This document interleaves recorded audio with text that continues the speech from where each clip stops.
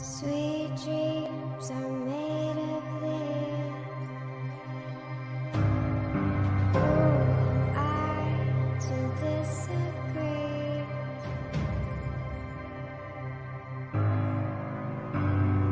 Travel the world in 7 seas.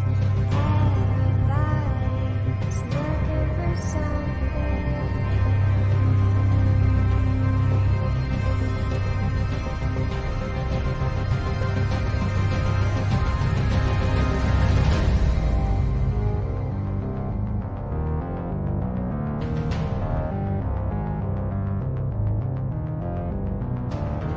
Sweet dreams are made of these. Who am I to disagree? Travel the world in the 7 seas. Everybody's looking for something. Some of them want to lose you. Some of them want to die. Some of them want to lose you. Some of them want to be abused.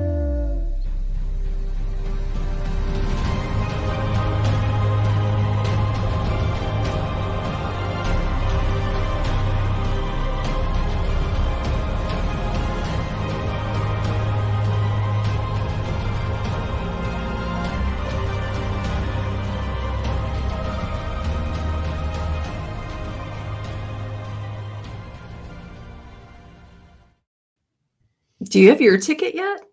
Do you have your No. ticket yet to the I soiree? do not. Are I'll you be buying going? mine tonight. Oh, you're going to buy yours tonight? Yeah, I might be busy that day. We'll see. 22 viewers, just so you know. There you go. I've got 23, 23. so I just jinxed it. 23. Here we are. It is Monday, 7 p.m. Eastern time, and you know what that means. You are right here with Sarah and Rob. Hey, Rob, Hi, Sarah. how are you this evening? Wonderful. Hectic Are you? afternoon. Yeah, I am. Don't Okay. question things. No, I'm good. I'm good. I just took a little sip of moonshine. Oh God. I have Did some. anybody happen to watch Pac-Man Paranormal live No, last night? let's not talk with about it. Todd, Rob, and Ernie, because he was drinking moonshine last night. And I think the show was You Can't Make This Shit Up. Can't make this shit up. Yeah. And I don't think you could. I don't think you could. Yeah. So easy on the moonshine tonight. All right, we got it. We are happy to be back. We took last Monday off. I was not prepared at all to do Paranormally Blonde. And you know what? We don't question this. We don't question how these things sort of roll, how they flow. We've had so many interesting conversations, Rob, I would say in the last few weeks. Really, we always have interesting conversations, but there seems to be a path that has started to show itself. And, you know, some of that was validated when we were at ISS in Rockville, Indiana. And we got to hang out with the Pecks and the Eskews, and we had this amazing Bigfoot sort of mini investigation, exploration experience. Yeah. So to speak. It was no words, but Yeah, it was different, I right? know what I experienced. Yeah. You know what you experienced. And then of course, on the way home from that, you know, you sort of discovered, Danny sort of introduced you to Dr. Stephen Greer, and then you guys passed that on to me, and we were obsessed with watching his stuff and learning about what Dr. Greer has to say about consciousness and these paranormal experiences. Yeah. Which then, of course, sort of led into talking about investigations, and then bam, there it was, the May 4th investigation at New Egypt Historical Museum, right there in New Egypt, New Jersey. I hate saying that together. New Egypt, New Jersey. That's a hard one Yeah, for me. just say New Egypt. It's fine. We all know where it We is. no, we don't all. Yeah. We get a lot of complaints when we don't tell people exactly. Yeah, we do. Yeah. Yeah, but even beyond that, you know, Greer kind of listening to his theories and the overlap in things, right, led back to our last session at ISS with a certain group of people, and it was just different than the other two because of how it was executed. So it all just really started to make more sense than it already was. So I agree with you. Yeah, and then this weekend, as you were paraconning, starting the paracon season off right there at White Hill Mansion in Fieldsboro, New Jersey, I stumbled upon, not even sure why it's on my page. I mean, I guess I could put a little bit of educated guess into that, but had never seen it before. There's a documentary that is looking for a little bit of funding called Life with Ghost. It is not what you think. It is about after death communication, but in the form of grief therapy. And this is a therapy that they do use with combat veterans to sort of move to the next level in healing or learning to deal with the grief, coping mechanisms, and how to sort of reframe it, I believe, so they can move on in a healthier mental state. But there's a new study going on at the University of North Texas, and they're implementing that particular therapy, grief therapy, to common people, but with, trauma, with anywhere from, normal grief all the way up to extreme grief. It is super interesting because it is about communicating with the dead. And it also touched on that quantum physics, also the consciousness study, and talking about how we have this constant connection. And then, of course, this morning, as I woke up and opened up my Facebook, I found this beautiful reel and I shared it on my personal page. And it was actually showing where the nerves, the little neuro pathways create itself. Yeah. Well, there's a lot. Science in general seems to be, broadening a little bit their views on certain things. Yeah, I even read something 2 weeks ago about how science is starting to rethink perhaps the thought or the fact that other creatures have a level of consciousness. And it's pretty cool, the little experiments, they're not little, but the big experiments they do with little creatures where they'll put a bee in front of a mirror and put a piece of tape on its shoulder, for example, and it's aware of it and it's aware of itself, and how these creatures and even plants may have more intellect than people think. But it all goes back to a lot of things that we used to talk about or on Seek with Your Soul that we will get back to talking about one day. And what I think for me, New Egypt, and I'm looking at a lot of comments on the side, there's always a great group of people, but that night something special happened. It was really, really cool. Really, really cool. Well, that is one thing I think, Rob, that we do encourage greatly with Get Haunted is, we're not going to tell you how to paranormal. We are interested in how you paranormal. Let's talk about how you paranormal. Why do you paranormal the way you do? Because when we open up these conversations, it really does open up, I think, the possibilities, but greater than that, to me, it opens up the connections with you and with the living people. And that's what we really see. And we saw that even at ISS, where something truly resonates. And so, there's a little bit of a battle in the field right now with who's an investigator, who's not an investigator. But the reality is, we've always used the term sort of experiencers of paranormal. And we will always encourage that because, you have the right to explore and expand your thoughts on what happens after the one thing we all do, and that is die. So Rob loves when I remind every day that I'm dying. It's really, some people are chasing a different end result, right? And that's documentation and all these things. I think what happened naturally that night was everybody was just there to experience and to watch and to be a part of it. And that is usually when things can get wonky. And I think that's what happened on that last session at ISS. I know that's what happened, at least for me that night. Being there with all these folks and the insanity that sort of ensued, even with Mr. Mike Castro himself. Can you believe it? got him to use a DRC. We'll talk about that later, but it was just a really good night. I saw somebody on the side said, Sierra, I think, said, it's a diamond in the rough. It's not even, New Egypt's not even in the rough. It's just a diamond. And I like it the way it is. And that's kind of like off of the, not in the big spotlight, right? And it's for selfish reasons.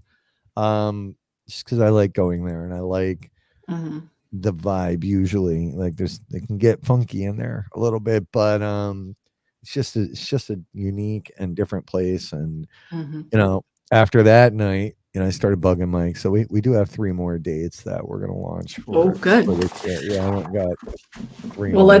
let's we're gonna say hello to everybody on the side, but we are bringing up the friends and family that were there that night. You're gonna have, there's a lot of people here. This is your chance, folks, on the side, to talk to people who are willing to share a bigger experience. Just so everybody knows, when it comes to this stuff, this is not for them to have to prove anything to you. This is their experience. This is where we listen to what somebody has personally sat with, watched, heard, felt. And when we do that, there's something in there that might resonate with you. So we're not here to debunk. We're not here to be skeptics. What we're here is to listen, to hear what experiences happened when this particular group of people came together at this amazing location, New Egypt Historical Museum, and allowed themselves really to be receivers of the other side. It sounds like some truly unique experiences. So before we get started, we're going to bring them all up. Let's just say hi to everybody because they are here and this is why we are here. And there is Mr. Stacy Tallich, Professor T. Only a few people ordered their ass t-shirts. Let's get on it, folks, because I saw them today. By the way, I saw them. The shirts, they're amazing. She saw the ass. I saw the ass. Yeah, and it was awesome. Still one of the best t-shirts ever. There's Big Daddy Andy in the house. How are you doing, Andy? We have Mark Brown. Hey, Mark, I hope you are doing well, my friend. He is right here with us. Miss Lori, you're going to be seeing her. We saw she was at White Hill this weekend. She'll be at Pennhurst Paracon next weekend. I can't wait to see her. There's Miss Danny Marie is in the house. Here is Sierra. Here she is. IPR, I believe, is her team. And she's got a new podcast coming up. Haunts and Legends. Tell me if I am correct on that, Sierra. I do my best to remember all this stuff. I don't have any notes written down. Haunts and Legends. Please keep your eyes open for that and help support another person that is willing to put themselves out there and share their piece of the paranormal. Good luck to you on that, Sierra. We're excited to see that happen. There's Mr. Michael Castro. He's in the house. Hello, Todd and Camilla. How are you doing today? This past weekend, that was fun. It's going to be an awesome conversation. Candy Slater, there she is. There's our beautiful friend and Rob. Yeah, that's a lovely comment. She likes to give you shit. Terry Rogers in the house. Oh no, I'm losing my voice. There is Mr. Terry Rogers in the house. Hello, how are you doing, Terry? We hope you're well. There's new mama, Miss Sandra, with her first Mother's Day underway with little baby Pickle growing ever so strong. Kaylee, there's Kaylee. She also has had some amazing experiences. She is a big proponent of New Egypt. She loves that location. She's had some very unique and big experiences there. So we need to talk to her as well. Julie in the house. There she is. Hey, Julie. Jenny Davis, Unturned Pages and Compass of Curiosities. Phantasm. Well, we know who that is. There's Thomas and Doreen. I love their logo, and they need shirts. Stat. I need to have a Phantasm shirt. I'm on it, everyone. We love it. We love it. I got to go down here. Hold on. There's Devin. Hey, Devin, my high energy friend. Can't wait to see her. I believe we're going to be seeing her at Fairfield. I believe she's going to try to make a stop there in Ohio. Travis Martin, are you on the road or are you at home? How you doing, Travis? Good to see your face, or your name, I shouldn't say. I don't see your face often. It's not his face. It's not his face. It's his logo. Mr. The Todd Eskew. There he is. The Todd. A lot about Todd last night too.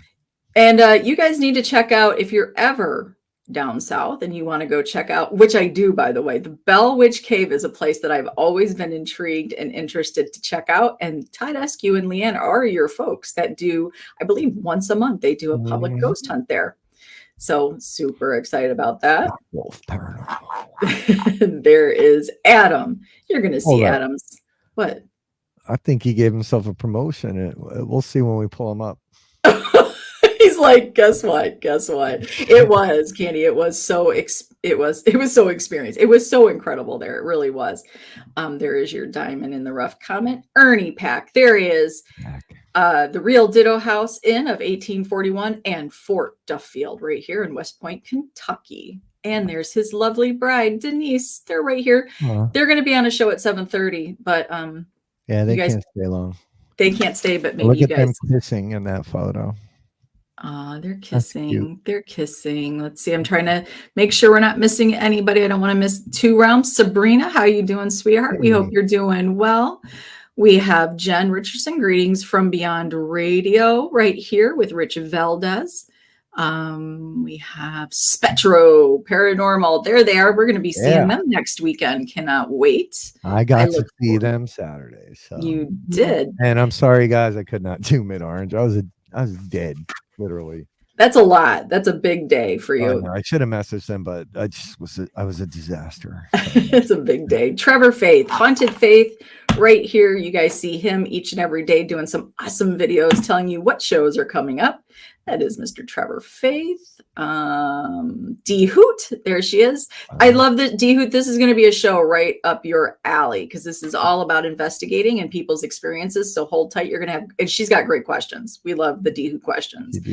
There is Faye from California. There's the other part of Two Realm, Teresa, right here. Mm-hmm. Carmen, how are you doing, Carmen? I hope you are well. Chris Mac Daddy in the house. Mac Daddy. I took over comments from you. There she is, Lisa. Yeah, I know. Just sitting here. You're just doing your thing. I'm just running through them.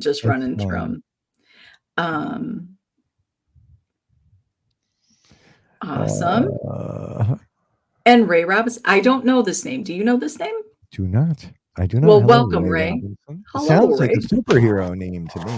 Sounds like a really cool singer. Are you a superhero? Yeah. Oh no, Carmen, you're still sick? Okay, you've got a few days left to get better, Carmen. I don't know. Take your vitamin D. Oh, Ray is IPR. Okay. Well, her podcast buddy. Awesome. Okay. Well, we look forward to Haunts and Legends. All right, I'm going to start bringing everybody up. So everybody, bring these weirdos up. There's Doreen. Hey, fam. All right, so here we go. There's going to be a lot of people, folks. So everybody, bear with. Behave. I just took over your job today. It's nothing new. That's all right, so that's 10. I can't add Doreen yet.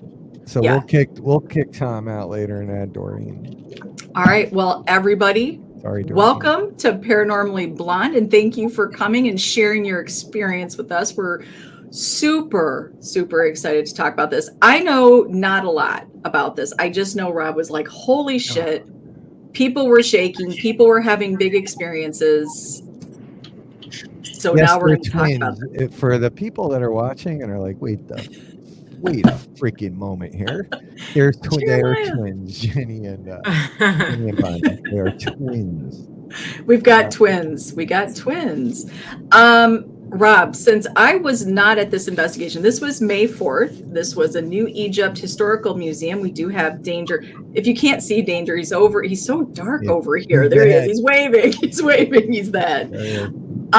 Since I wasn't there, you're going to have to sort of kick this off because how did this night start for you, Rob? Like how did you know it was going to be a big night, or how did it build up? No. So, I mean, the truth is, initially I wasn't even going to go, right? But Tom and Doreen are new mercenaries, and although I trusted them, everybody knows that I have a little bit of a control issue when it comes to events. So I wanted to be there, and just in case something went wrong, I was there to help. Plus I needed to see Danger, because he's like, he's my buddy. He's my yes, you needed playtime. Yeah. But so yeah, I ended up going, and I did. I needed to get out of the house, so I ended up down there, and then everybody started showing up, and Ryan and Marissa and Adam, everybody. It was just, I was like, damn, this is a good crew. This is our second, I think, public there. The first one we did was it was too many people, and we realized that obviously way too late. It's about 15 people the first time, so we cut it, right? We cut it down to 10 just to make it a little more manageable. And it all just kind of worked out beautifully the way everybody showed up and we all interacted. So I got there. We did a little bit of talking. Mike, April popped in for the first session. Mike, April, and Eric. And I always love getting, Mike to use a DR60. Mike, for everybody on the side, any of the DR60 fans out there, Mike wrote a scathing article about it. Scathing. Big issues with it, but we did. We have his EVP here tonight.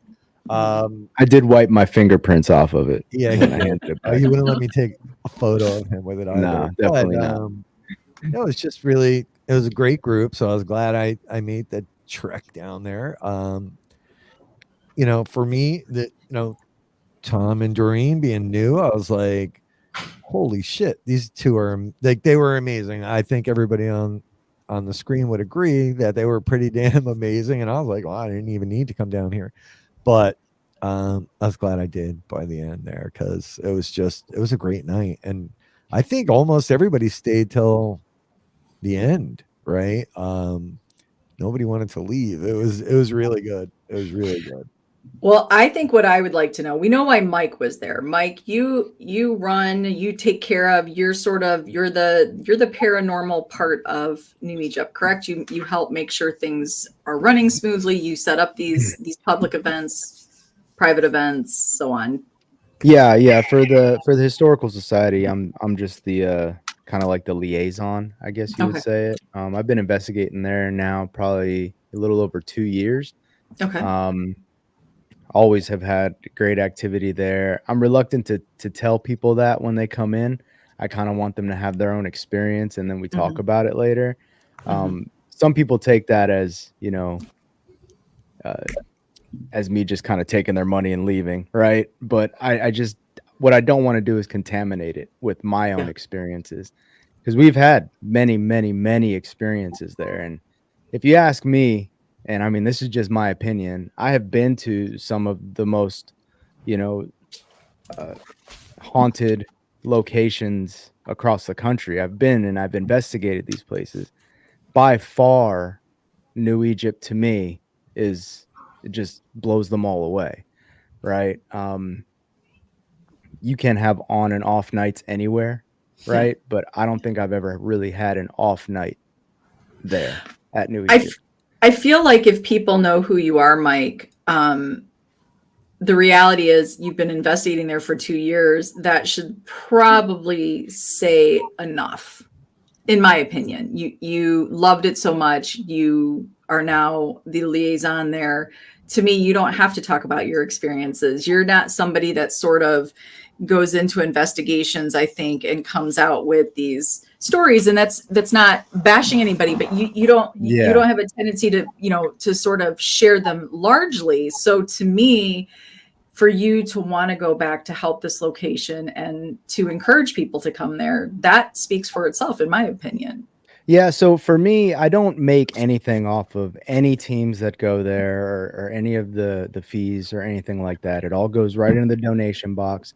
To me, it's about the Historical Society. And when we first started holding the investigations, it was, they were having trouble, filling the oil tank, right? And they needed much needed renovations needed to take place. And I said, well, listen, I mean, this is just another avenue that you can use to maybe generate some sort of revenue and donations to do some of the things that you need to do. And, they agreed. There are some stipulations. I can't just let anybody in there. I have to, speak to them. I have to, at least get a good feeling of who they are. I have to meet everybody in person. I have to, there's some background checks involved in in who we allow in there, because it is they're priceless things in there, right? I mean, stuff Somehow, that wouldn't mean anything to some of us, but yeah. to the township and to the historical society, they're irreplaceable. Mhm. So there just needs to be understanding going into it. I'm not gonna let just anybody in there. Mhm. Um, so yeah, and that's kind of like what I facilitate. What I do is I just, make sure everybody's kind of above board. They know the rules when they go in there. And Mhm. there are some people in the chat here that have, been there and have experienced, and they're gonna agree with some of the experiences that all these people have had, right? They've had similar experiences, and some better, right? Some crazier, intense experiences. Um, but I think if you're interested in it and coming and investigating with the team, I don't let individuals in there, have to be a team setting. And if you're interested in it, just reach out to me and we'll talk about it. You Have know, you said no, Mike? Have you had to say oh, no to I've said anybody? no many times. I've said no Oh, many times. I'm okay. very, I'm iffy on letting. Look, I know that there's an entertainment aspect to the YouTube Yeah. personalities that have these channels that go in there, and I'll say yes to some, but there are others that if I've seen some of your YouTube videos and it's a demon, demon, demon, I won't let you in. Okay. Right? That's just one of the things that the trustees have been very strict on, is that they don't want any demon talk Yeah. at all, right? And people are more than welcome to their opinions on that if that's what they feel, but we would just much rather not have that floating around the township, Yeah. that anything like that is going on. And I think that um, if everyone can go in there with the same goal in mind, it's just we're investigating.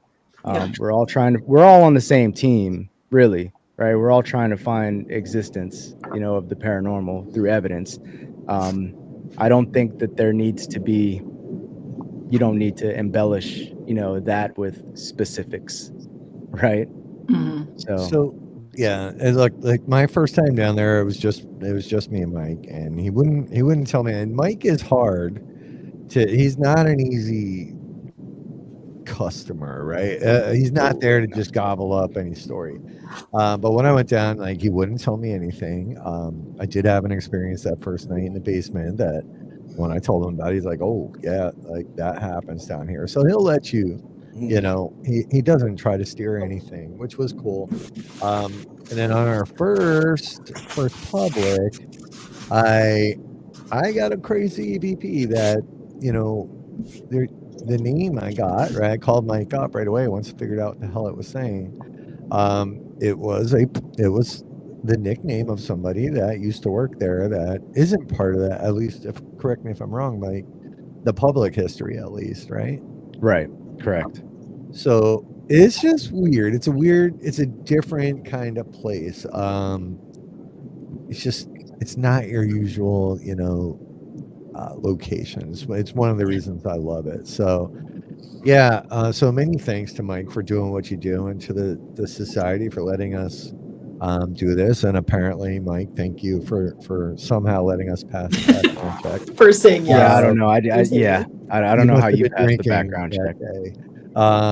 But yeah, it's one of those places, and it's definitely a diamond. I don't like when I think diamond in the rough, I think ugly, but the place it's beautiful, all by itself, and it would make a great little day tour just to go and not post one. Would it make a great little tour? All right, all right. I I like this question Damon is asking Mike, because you have been going there for 2 years and now you have this vested interest here.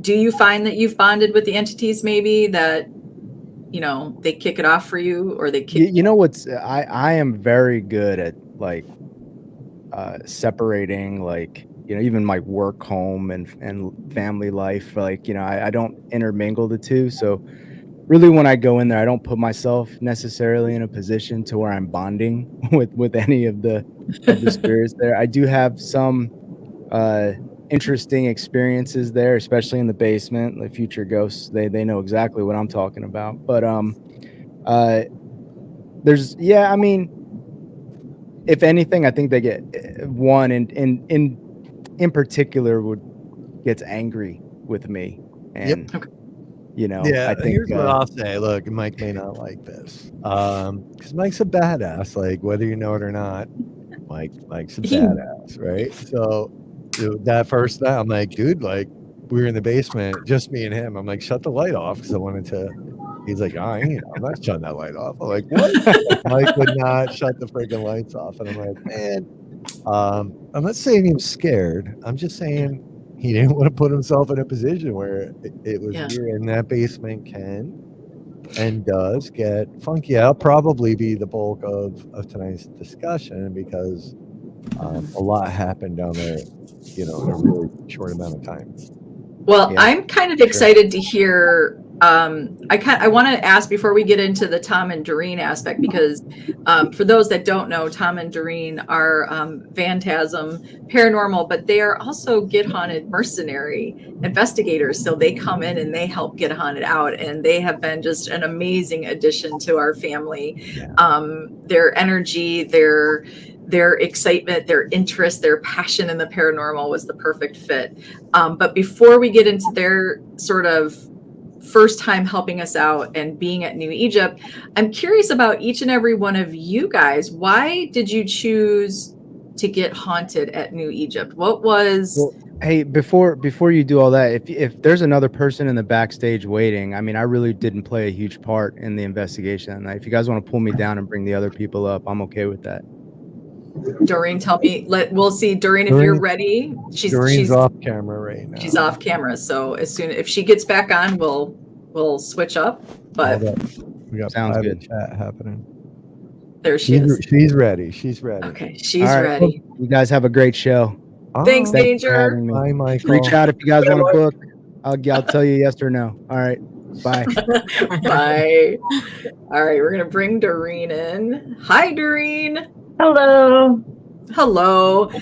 Okay, so let's go. We'll start with Bonnie and Jenny. If you can't tell, they're twins. They're twin sisters. I got to meet them at the Nesper event with at the Shanley, the Haunted Shanley Hotel. They are incredible ladies and sisters doing this together, which I love. I have a team with my sisters, so I always love when I meet another team of sisters doing this together. What made you guys go, you know what, let's do New Egypt? Had you been before, and why did you choose it?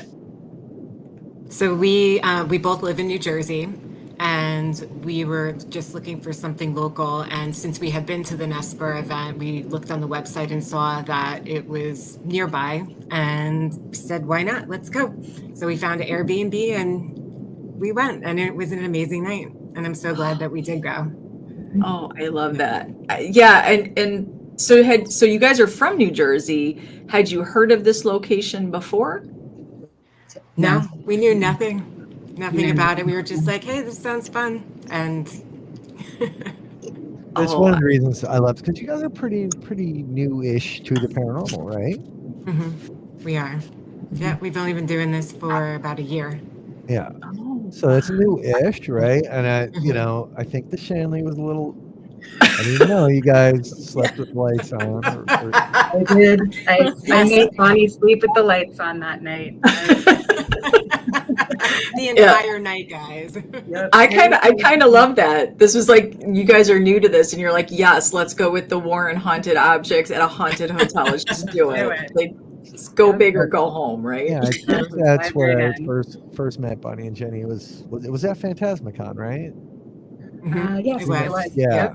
Because I remember, I think you were talking to Wade. Everybody talks to Wade. There's Wade right there. And we love Wade. Hi, Wade. We love Wade. Hi, Wade. I love that. There you go. That's how that all happened. There you go. Well, Adam and Vincent, let's ask you, like, what, you are Get Haunted family. You're in it. You're one of us. You're cult members. He leveled himself up on the side. He's a 3 on the show. He's a 4. He's like, I'm on the show now. Vincent just denied cult status. It's okay, Vincent. We know you're a big shot. Hey, Nikki. So why did you guys choose? Like, what were you thinking with New Egypt? Was it close by, or were you just like, yeah, let's try it out, something smaller? What was your thought process to saying yes? I like that it was very close, or much closer, but also being in a smaller group was very nice. It felt more personal and just where we can all talk and we kind of gather together and just gather evidence together. Yeah, I like that intimate setting as well, Adam. I think it's different, right? Like there is something to going to the bigger locations with bigger group. You can have just as amazing time, but there is definitely something about that intimate group setting. And you guys, you truly got, I think, an experience that not many people sometimes get in that larger, like, I don't know that you could have gotten it with a larger group. What do you think, Rob? No, I don't think so. It's why we cut it back from, the first time when we had 15 people. There you go for all the haters out there. That's how greedy Sarah and I are. We knocked off 5 spots because we wanted everybody to have a good time. And we did. You don't want people leaving going, that sucked, right? So we chopped off 5 people, which, that's a fair amount of money that goes to New Egypt, but we still gave what we should have, and it was just overall it was just good. That number seems to be the right number, and with this crew certainly was the right amount, the right people. So there you go. The right people. Well, Lisa Cremo, here is another of our Get Hunted mercenary investigators that I got to meet again at the Nesper event, the Sunday night part of that event at the Shanley. And I think I fell in love with Lisa the second she just opened her mouth. There's just something about Lisa and her energy, and she's so awesome to investigate with. So to be able to, I think we pulled you aside that night and we're like, look, I thought I was getting kicked out. So no, we needed you in our group, and I'm so glad that you did say yes to New Egypt. But that's a little bit of a drive for you. So what made you choose this particular location?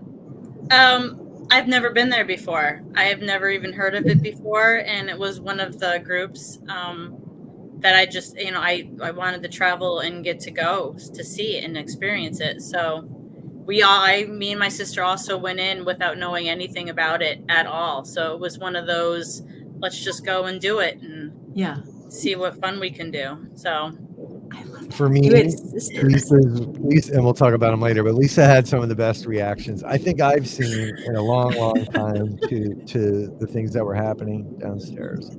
It certainly is. I mean, it's really a good place, but noise can travel. And Damien, let's go back to Damien's point there. There's something to be said for solo investigating, but and maybe I think the underlying message here tonight is that when you do get with a group that clicks and gels and bonds and resonates with each other, you can get some of the most incredible activity that I don't know if you could get alone. Let's just put it that way. So and I'm excited. I don't know how excited our guests are going to be, but I'm kind of excited to ask some questions that might sort of help maybe understand, not knowing what you guys really experienced yet, but it might help us understand why some of this was going on. Kristen, hi. Hi. Can you tell us why? What about New Egypt seemed interesting to you to go, I think I want to go check this place out? So I actually live in town. My kids go to the New Egypt elementary schools, and I had heard that my husband actually told me that they were holding investigations, and I've always been into the paranormal, but I'm new to investigating. This was my second time ever investigating, and so when I went to go try to buy the ticket, it was sold out, and they were nice enough to actually, I know the lady who runs things over at the museum, my husband does, and these guys were nice enough to let me go, and so that's how it all happened. She was meant to be there. She was meant to be there. She pulled some strings. She pulled some New Jersey strings, and we got her in. So it was cool, talking to Kristen when she came in. I think you've done White Hill before, correct? Yes, I have. Yes. So, knowing it was her second investigation, I was like, maybe we'll scare the crap out of her in the basement. We'll see what happens tonight. Then off we went. Yeah, I love that. And I do remember, I would assume Kristen then is the person that we said, the person from the Historical Society has a friend coming. That was the person. Okay, This is how I find this stuff out. I said, hey, everybody, be on your best behavior. So how about now, Ryan and Marissa, you guys have been to a couple Get Haunted events. Yeah. I know Rob speaks I have not had the pleasure of meeting you guys yet in person, and I look forward to it. Rob speaks very, very highly of you. What about this location seemed appealing to you? We went to the first one in January. Pretty close to our house. It's not too far. It's not even like 10 minutes. Yeah.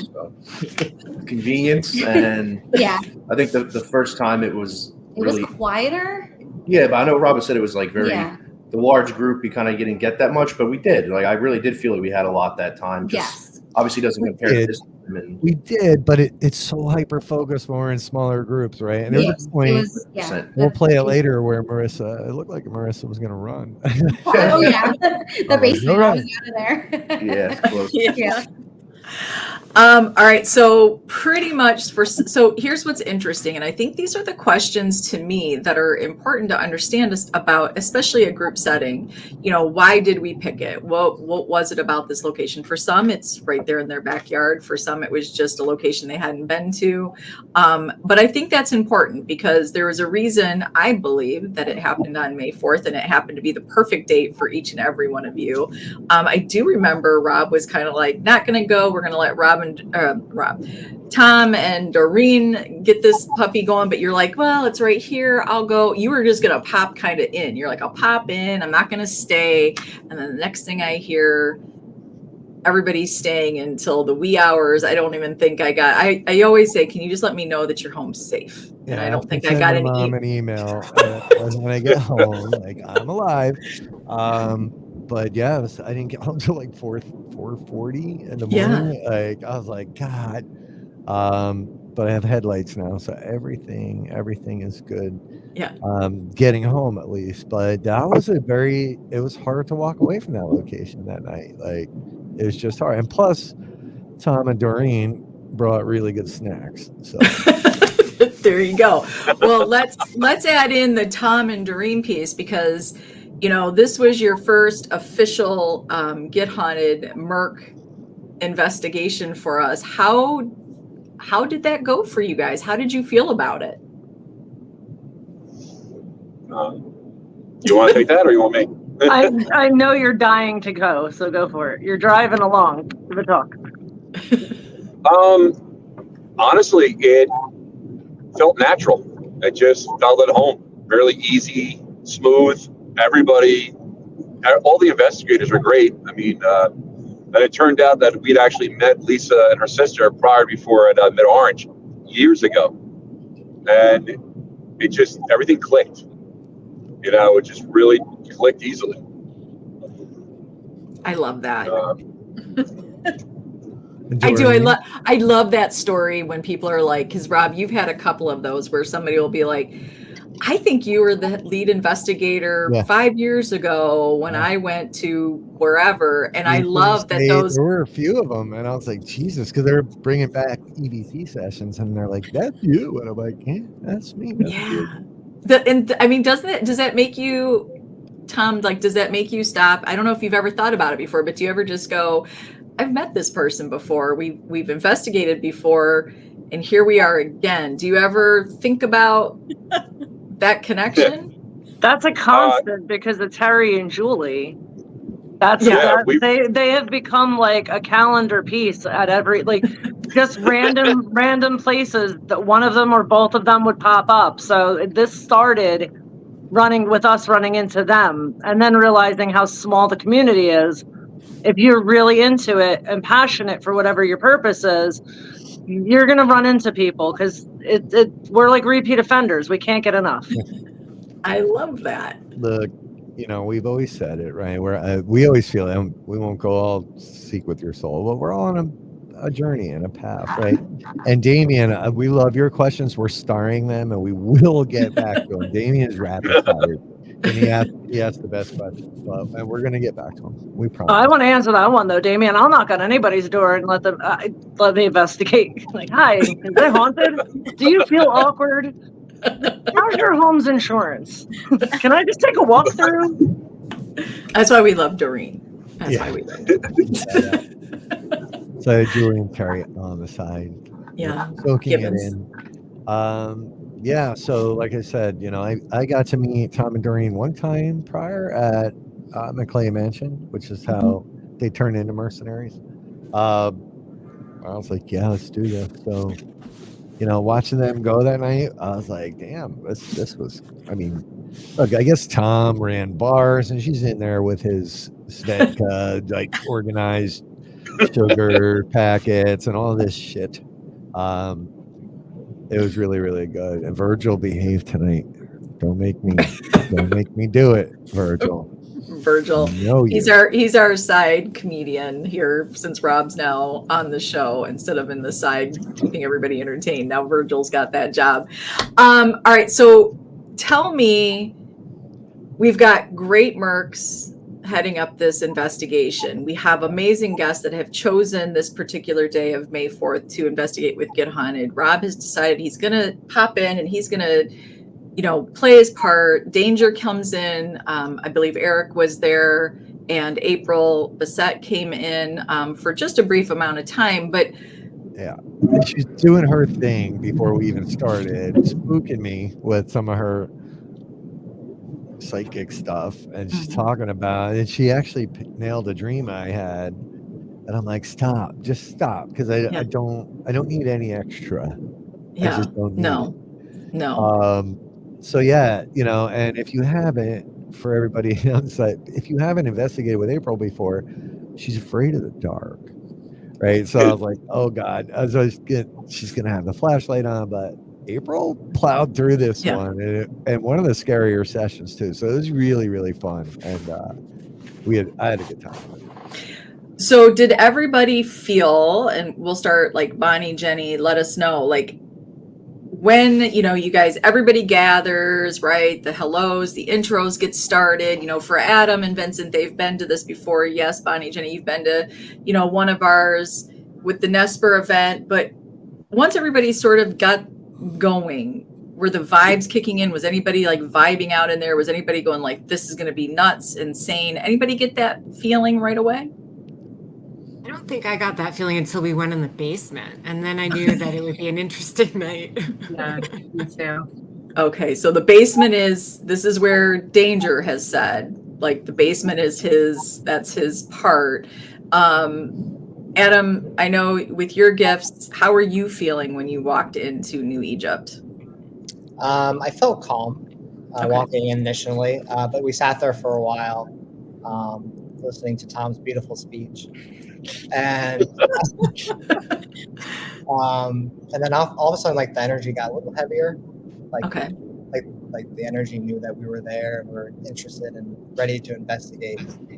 And I could see some spirits like across the hallway there in that one room with the fireplace. So did Jenny, Jenny and Bonnie are just like amazing people. They were just so much fun there, asking great questions too, and just so interested. But yeah, the energy was it's definitely there.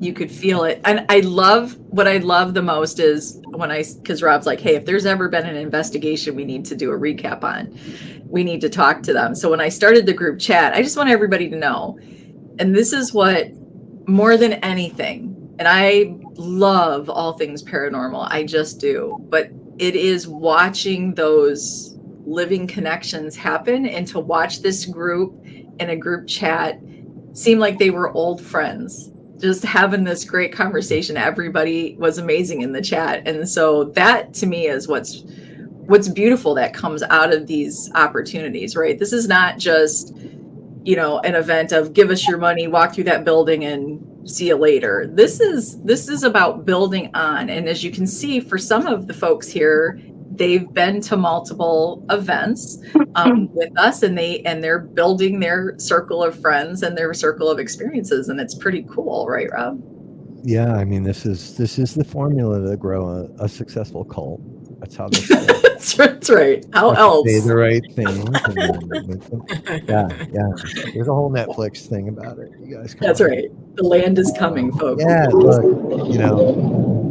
the group chats they're funny. Sometimes I'm just like, oh God, because we forget where we're at sometimes. But yeah, it was really good. Yeah. Kristen, how did you feel about, since you're a little bit newer to this, but this is your hometown. You've got kids right there, things that you've heard about New Egypt Museum or just in general about the town. I would assume it cannot just be this location that's haunted, right? I've been in there a few times for other events that was there, and I always have been very sensitive to energy since I was a kid. I felt automatically that something was there, but they never. When I went on a regular tour there, and they never took us upstairs or in the basement, so I didn't really feel anything too heavy.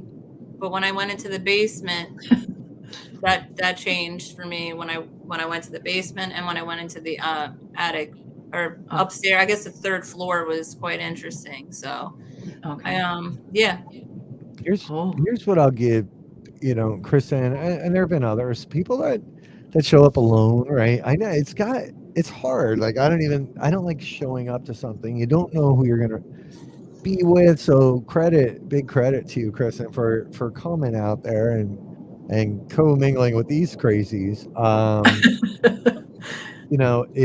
It's not easy. It's not easy to do that, especially when you're putting yourself in a situation where it could be scary, it could be weird, it could be horrible. You had no idea what you were getting yourself into. So thanks for trusting us. Thank you. Honestly, even if nothing happened that night, just the group of people had such good energy, such good vibes. I would have had a great time no matter what. So.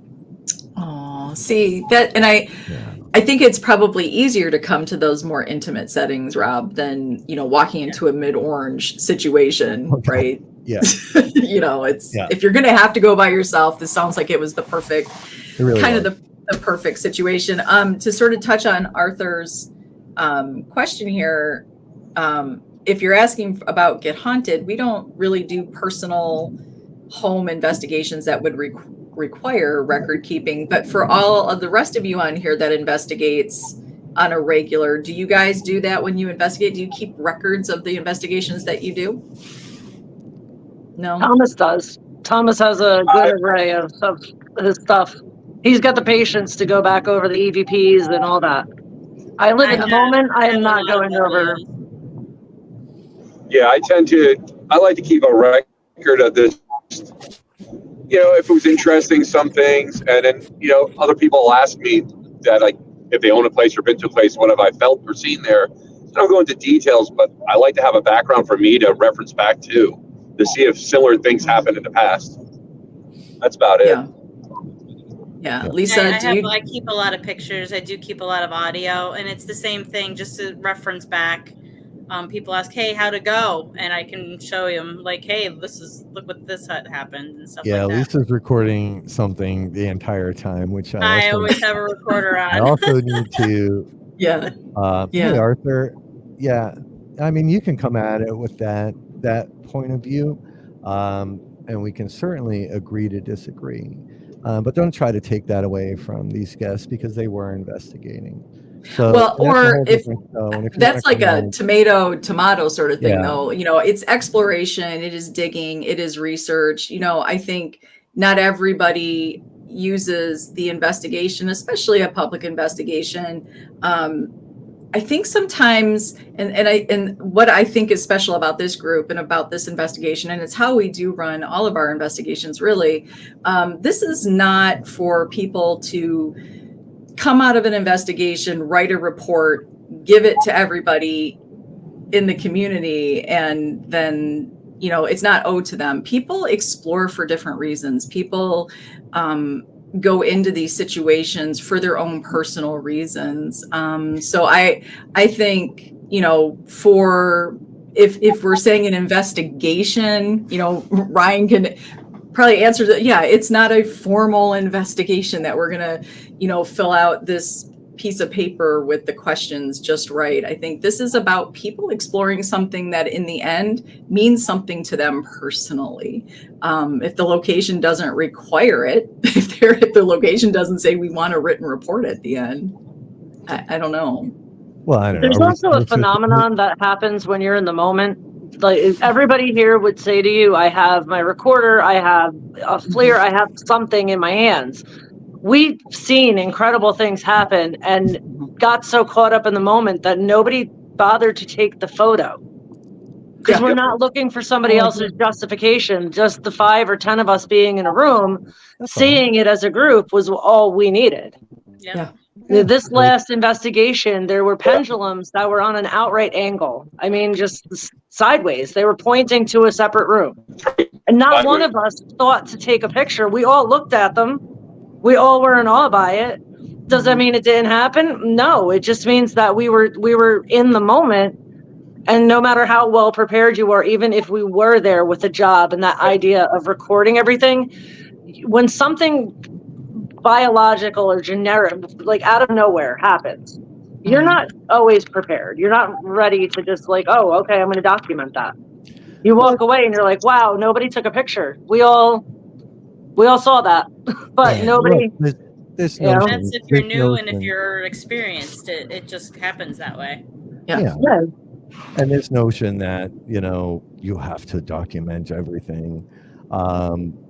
Who are we submitting it to? Where's the ghost office that I submit all of these things to so that it gets validated and approved? I think it's just the overall, when anybody who's a skeptic, which they have the right to be, you can always respect everyone's point of view. I think it just comes down to most people would rather hear a story with a little bit of evidence behind it. And I respect that point of view. Yeah. Respect the idea too, that things happen that are so incredible that we would love to have recorded it all for everybody, but you can't. And sometimes you don't even know what's happening until you step away and you realize like, whoa, that was out of this world. That was not, just, you got to be there to experience it. Yeah, and we're getting to the evidence. We are getting there. Spicy tonight. She's like, she wants to hear from Adam. She's like, come on, Adam. Meet everybody. But yeah, and Arthur, I'm not giving you shit. No, in a dicky way. I am giving you shit. And that would be a great show if you want to come on and talk about it one day. But I know I am, and I'm sure Sarah is, of the belief that, like I think Hoot said, we have nothing to prove to anybody here. And even if I sat there with Doreen and Adam and Vincent and Kristen and Jenny and Bonnie, and we got George Washington walk in and he sat down next to us and signed a piece of paper, and then Abe Lincoln came in and smacked me upside the head, and we got this all on film. Yeah. One of those YouTubers will be like, this is bullshit, and it's not real. So there's nothing to prove. Well, I think for him, though, I understand he's taking the very formal,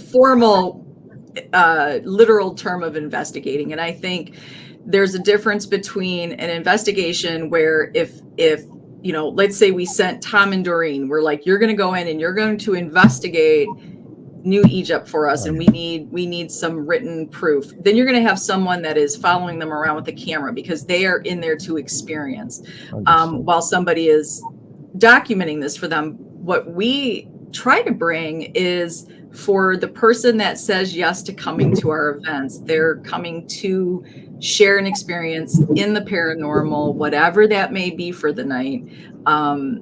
And if they choose to go out and share that with other people, that's awesome. But if they don't, it's still theirs, right? That experience is still theirs. So let's get in on some of these experiences. Let's do some of that because Hoot's having a meltdown. She's like, give it to me. She loves that stuff. All right. Well, since Danger is no longer here, I'll run through his EVP real quick. I have a lot of time on these. Normally, I'll add at least what I think is what we hear.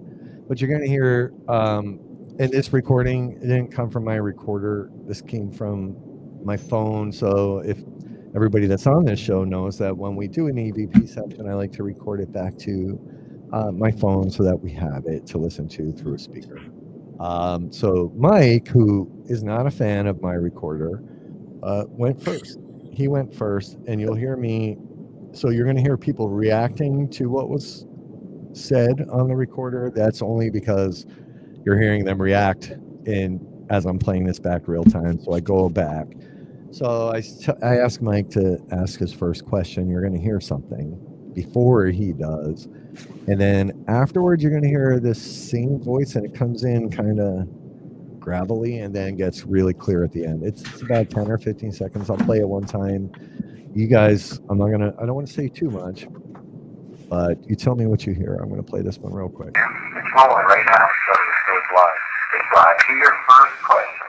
First question. Tell me on the spot. What did I say? It's live. It's live. To your first I'm going back. First question.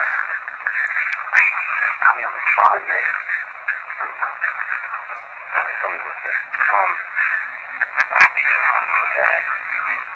Why do you not like Michael?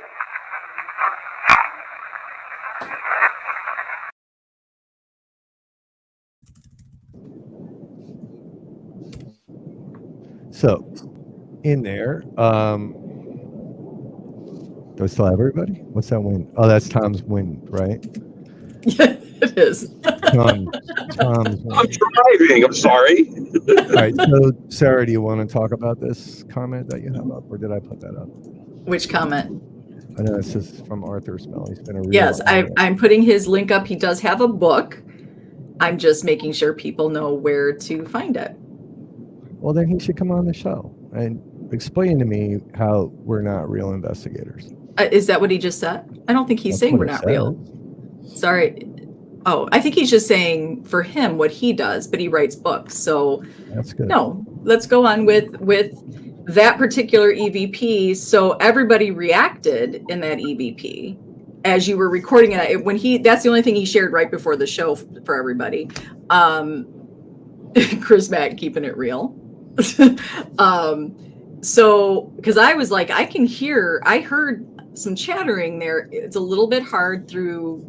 It's hard. I know. Normally computer. I put a cue in there so you know where to listen. So I say, ask your first question. And what I hear and what Danny heard and what Mike heard, and it slowed down just a tad, about 20% on the first try, on the first round. And then I go back and about 5 seconds and play it again.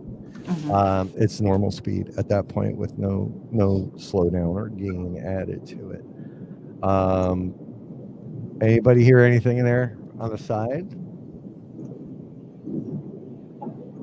I couldn't hear from being in the car. Let's see. Yeah. Can anybody hear any of theirs? Can you play it one more time? Everybody kind of, play it one more time. It's rolling right now, so it's live. It's live. To your first question. First question. Tell me on the spot. What did I say? It's live. It's live. To your first I'm going back. First question. Tell me on the spot. Tell me what's this.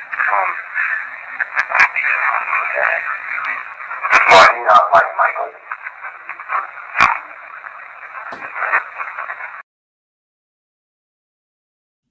It's a tough one. I hear a couple phrases in there. Yeah, I hear some things. It sounds like it goes on for a while, but it's hard to hear what it's saying. I am something. I'm not stupid. I hear I am not stupid. Yeah, I hear I am, and I can't make out the rest. We got come find me. So this is one of the things I love about EVPs too, especially when you don't put subtitles on them.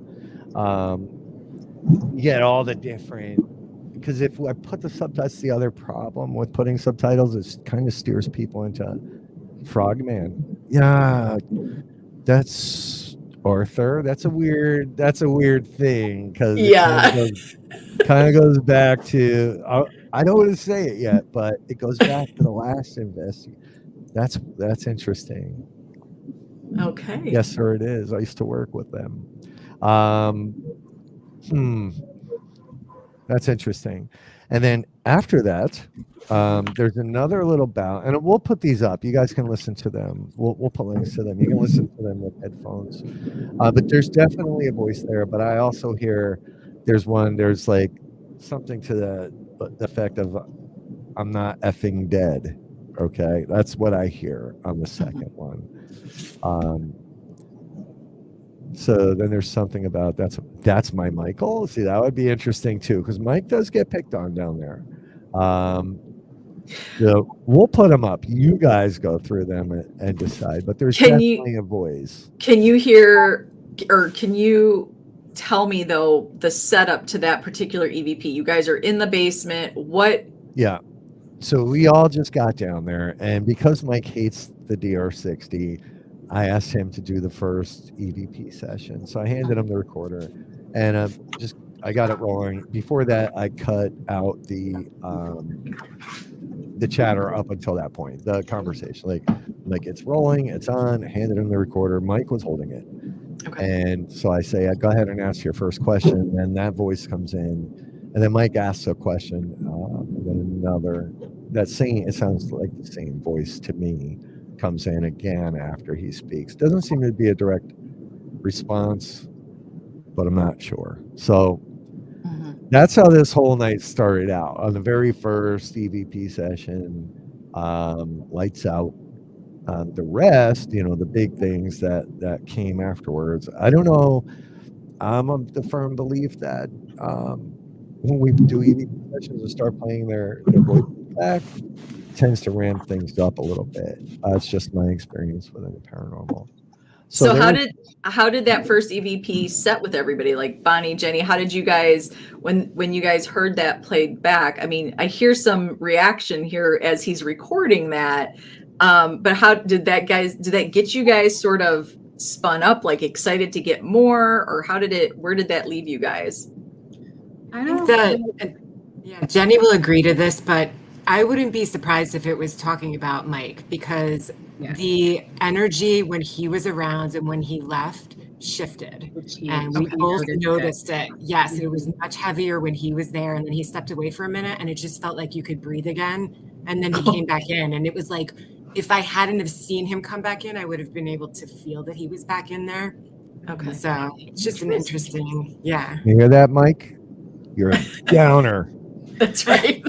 That's right. Adam, did you feel the same way about Mike being in there? Like when he was there, it was different? I did. It was really weird. It was a really interesting feeling.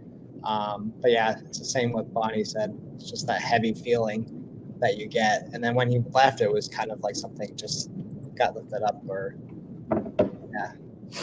So is it Mike's energy, or is it actually the ghost energy? Like do you think it's just because he's been there so much that he must irritate something there? He must. Yeah, usually me, but I don't know. I don't know what it is. If it's because Mike's got a demeanor about him, right? He's like all business. You can't tell if he's going to kill you or hug you sometimes. So I don't know if that just doesn't jive well with whoever or whatever's down there in that basement. Marissa and Ryan, tell us how you're feeling at this moment. And I'm curious, Marissa, if you feel any more or sort of like the, do you feel more connected to the energy, closer to the energy with your, you can say it. People know, I'm sorry, I'm dancing around it. So you're pregnant, pregnant, and yes, we've had this conversation with Stacy Talich about when women are when they're pregnant and how that sort of interacts with energy. And do you feel in that state? Did you feel anything greater or closer to you? Or I definitely did in the third floor. Okay. Tom was sitting next to me and Ryan was on the other side of me, and Tom and I were freezing. Our backs were freezing. Ryan was totally fine. And I just felt very protected up there. we had the dowsing rods, and every time we would ask a question, it was almost like my dowsing rods would fight each other almost. Okay. And it was confirmed that there was a man and a woman up there, but I felt like the woman was more protective of me in there. And she did say that she remembered me from when we went in January. Oh, interesting. See, I never, that whole night, I never made it upstairs because after the basement, for me, I was Yeah, like, the basement did terrify me. And I never made it down to the basement. Yeah. I had the best time, and I never stepped foot in the basement. And that's not like me. I am nosy. I'm usually in every crevice. Oh, interesting, Doreen. Okay. All right. Who all was on the first session? I know that was Bonnie, Jenny, right? You were down in the basement with me first. Adam and Vincent. And it was Mike, Eric, and April, right? Hey, Beth. Hey, Yeah. Beth. Yeah. Yes. I know. I know. Why didn't she hear? She's watching. She's not feeling well, and she's watching. Okay. Because she's hyper skeptic too, right? Yeah. So I don't know. I thought that whole first session was really kind of interesting, and the second session got even wonkier. So what about you and Vincent? Like what was your takeaway from that first one? In the basement, I mean, I was seeing shadows, and with my abilities, I could see like these crawly things that were on the floor. They had like 4 legs just crawling around the floor. It almost looked like a spider, but just 4 legs. Oh, interesting. Yeah, and like I think all of us were feeling like being touched too as well, or something standing behind us. So it was that feeling, and I think Tom will talk about this later on, but there was this one spirit that really hated homosexuals. Like he made it clear that he hated homosexuals, the spirit, and it was just intense. Interesting. It was a moment like I turned. I don't know if you remember this. I thought you were standing. You stood up and were like leaning towards my face. So I turned to talk to you to find out what you needed or what was going on. And it wasn't you. I mean, it's that one that really kind of spooked me. That was towards the end of that session. So I was like, man, after that first session, I needed to smoke. I went out there, I went outside, had a big old smoke. And then round 2 came. Which was absolutely crazy. So what do you want to do next, Sarah? Well, so you guys have got some things going on in the basement. Did you guys connect at all? Like, did Tom and Doreen, did they have anything like that was corresponding to what was going down in the basement going on wherever they were? Like, did anybody connect any dots there yet? I don't know. Trying to remember exactly. It was, all I know is upstairs was just absolutely crazy with all the pendulums and everything we had going on there. So we didn't really make a connection except that like we didn't have any, I don't know, did we notice any shadow figures or anything like that too much? Not the first round, no. No, I mean on the FLIR, Lisa we got the cold spot leaning in and out of the door above Doreen. Oh. Yeah, that was right after me and Marissa were standing on my left shoulder, Marissa's right shoulder were freezing. Ryan and I got up to check the back to make sure there's no drafts coming in, and we went back, and then Lisa was like, you need to look at the FLIR. And Doreen's like, I feel like there's something above me. And we went over, looked in the FLIR, and you could see a dark shadow, like cold shadow, leaning its head in and out right above Doreen in the doorway. Yep, just and that kind of coincides. Yeah, and that kind of coincides. You kept saying you guys were seeing a shadow leaning in and out of the doorway downstairs as well. And that was all about the same time, because that was our first session up there with your first session with Mike and everybody downstairs. Yeah. And how much, you said there was like was it a 20-degree difference? It was a huge degree 30 degree gap. It was big. That's it was like big, she was that's a big gap. Yeah, she was saying it was 70 something degrees on my right shoulder, and as she faded over, she goes, it was dropping down to the 50s between me and Marissa, and then back up to 70s where Ryan was. And Ryan's like, I feel perfectly warm. Yeah, I was ice cold. Wow. Yep, she was. It was amazing. And they were saying this, and I was just watching it happen, and I was like, "Well, here's the temperature." So I was able to. I didn't even tell them I had it on yet because we were in pitch black, so I didn't even tell them I had it on. And they were saying that, and I'm like, "Well, I've got the proof right here." So it was, Okay. I'm going to ask a question. You don't have to answer, but if anybody's willing to answer this question. So some experiences are happening, some shadow people, some extreme temperature changes, people feeling like something's behind. Adam seeing creepy crawlers, which is a very interesting phenomenon. There they are. Look, they're home. There they are. And you can just be as simple as yes and no. You don't have to go into details. Did anybody in that moment during the first session or going into the second session, did anything come up for you personally? Any big emotion, any big memory of something that sort of put you into a mindset while you were at this location experiencing these sort of, I don't want to say darker situations, but a little bit with the visuals, with the feelings? Did anything personal come up? Was anybody feeling anything in that moment that could have contributed to some of these experiences that you were having? Well, I know we, like in the attic, a lot of us were like kind of manic and just like chaotic. Like everyone, like I thought everyone was crazy because we just would not stop talking. Not everyone was panicking and freaking out. And I felt this energy of the spirit that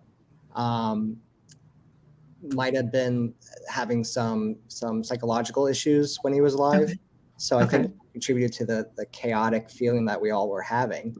Okay. And like it just was, I don't know. I mean, does anybody agree with that? Like, do you guys feel that what he's talking about, feeling that chaotic sort of?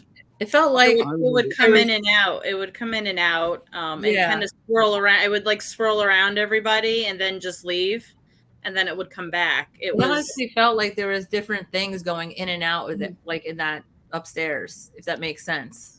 Especially during the Estes too. You could the Estes, it was a lot of swirling. Like the chaotic. Yeah, it was like whoever was in the crawl space area was getting stuff that's way more negative and aggressive and angry. And then whatever was in the room where everyone else was sitting was a little more friendly and you know, playful and like she said, kind of protective.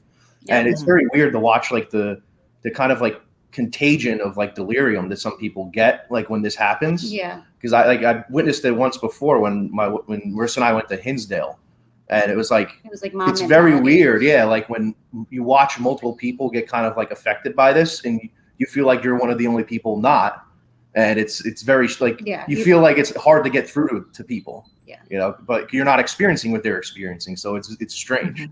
Mm-hmm. Mm-hmm. And there's I agree with Adam. When we were in the attic, there was one moment that I felt like I was going to start crying, and I was like, "Calm yourself down, Bonnie." I was like, "It's not that scary." But then he said the same thing, so I knew that it was the emotion from being in the room, and it was definitely manic. I was like, "What is going on in this house?" I was so confused for a little bit. It was just crazy. Okay, that's interesting. Mm-hmm. Well, we saw a lot of the craziness just when we had the pendulums when we were up there with Adam, that you would get them going like a circle for yes, back and forth for no. And then all of a sudden they were doing both. And then when we had the one, Jenny, I believe was your pendulum. Mm-hmm. It was mine. And Adam's. And they were sitting outside the room and the pendulums went perfectly straight. And we both watched the pendulums literally just turn up and point toward the alcove, both of them. And we were all just in awe. And after it happened, we're like, none of us took a picture. And that's what we were talking about. It was just amazing. And then later on, Vincent, I believe I was sitting next to you, where you saw me get like angry. Mm-hmm. Yeah. Yeah. Like all of a sudden, I snapped at Doreen over something, and I got like some rush of just pure angry. And I got up, took a walk, walked around, and calmed down. I'm like, that was not like me at all. And kind of definitely was hitting you in different ways upstairs. The same thing was happening with us in the basement, though. While you were upstairs doing that, we had the similar reactions downstairs. If you listen to the tapes, because again, I was recording. I thought you were, because I felt like I hallucinated the balloon popping. Because Rob was right in front of Rob and I, and he didn't hear it at all. With your supersonic hearing, you didn't even get Don't go with the hearing thing. I've literally been on investigations with him where he has a REM pod sitting next to us, and his hearing aids will go out, and he'll be sitting there looking down, and the REM pod will be going off, and I'll be like, why is he not reacting? And he does not hear those noises. It's like, how is this right next to your head? All right. You don't have to make me sound like I'm 90. Well, it's but it's a good The balloon segue. popped right next to you. Yeah, it was. I mean, my ear was ringing after. It was right. It was ringing. It rang the whole room. It was loud. All right. Well, let's play what Rob didn't hear real quick. So this is actually a video. Lisa, your phone, right? Yes. But so just understand it's rotated about 90. Yeah. So it comes back to landscape at the end. But this is the sound that, for whatever reason, Rob did not hear. And Marissa, I screamed, so it's not a dog. Everyone I thought it thought was. she was gonna run. I put my arm out. Landed on my lap. I did. I'm sorry. It's All all right. it's all right. I can't, and it does. It sounds exactly to me like a balloon pop. And Mike, if you're still watching, let us know if this has ever been reported. Here we go. Can I turn my flashlight on? Yeah, please. Or my phone light? Oh my! What was that? What was that? What was that? It's all right. Something popped. Something popped like a balloon. Yeah, I'm so that sorry. was loud. What was that? That wasn't you. That was a popping.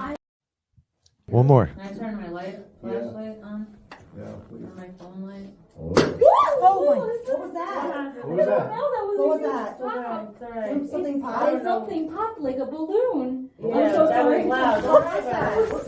That wasn't you. That was a popping. You know what? That was crazy. The second I said, "Can I turn my flashlight on?" and I turned that light on, it popped. Yeah. Made that pop. You can see me jump with the camera. I jumped. Yeah, that's how loud it was.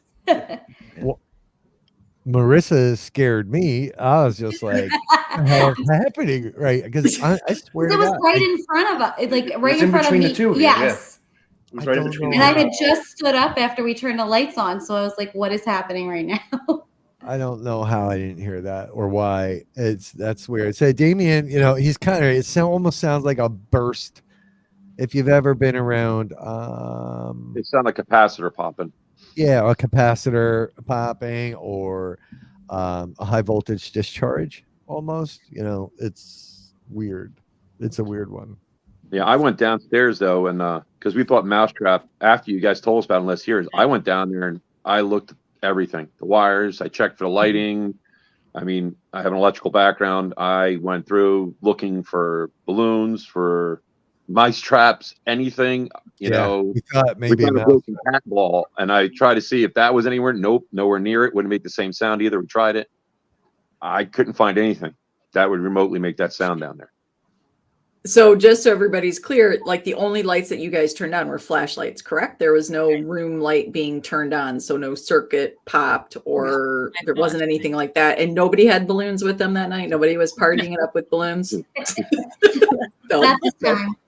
It was, I don't know, but Marissa scared me. I was like, what the hell? Like, when someone starts to bolt, like, It I was don't know also what. very I thought you were disorienting. Like, I joking. thought everyone was closer than we were. We were farther apart than I thought. I mean, Marissa really jumped. Oh yeah. Well, 'cause it was right in my ear. Yeah. And it was right Yeah. when Kristen turned on the flashlight. So I was like, "Oh, what is happening?" It was, I don't know. I have no explanation for it. Like Tom said, he went down, looked for any other, not saying it's paranormal. It's just, I don't know what it was. And it was loud as shit. Like it was big. That was a big sound.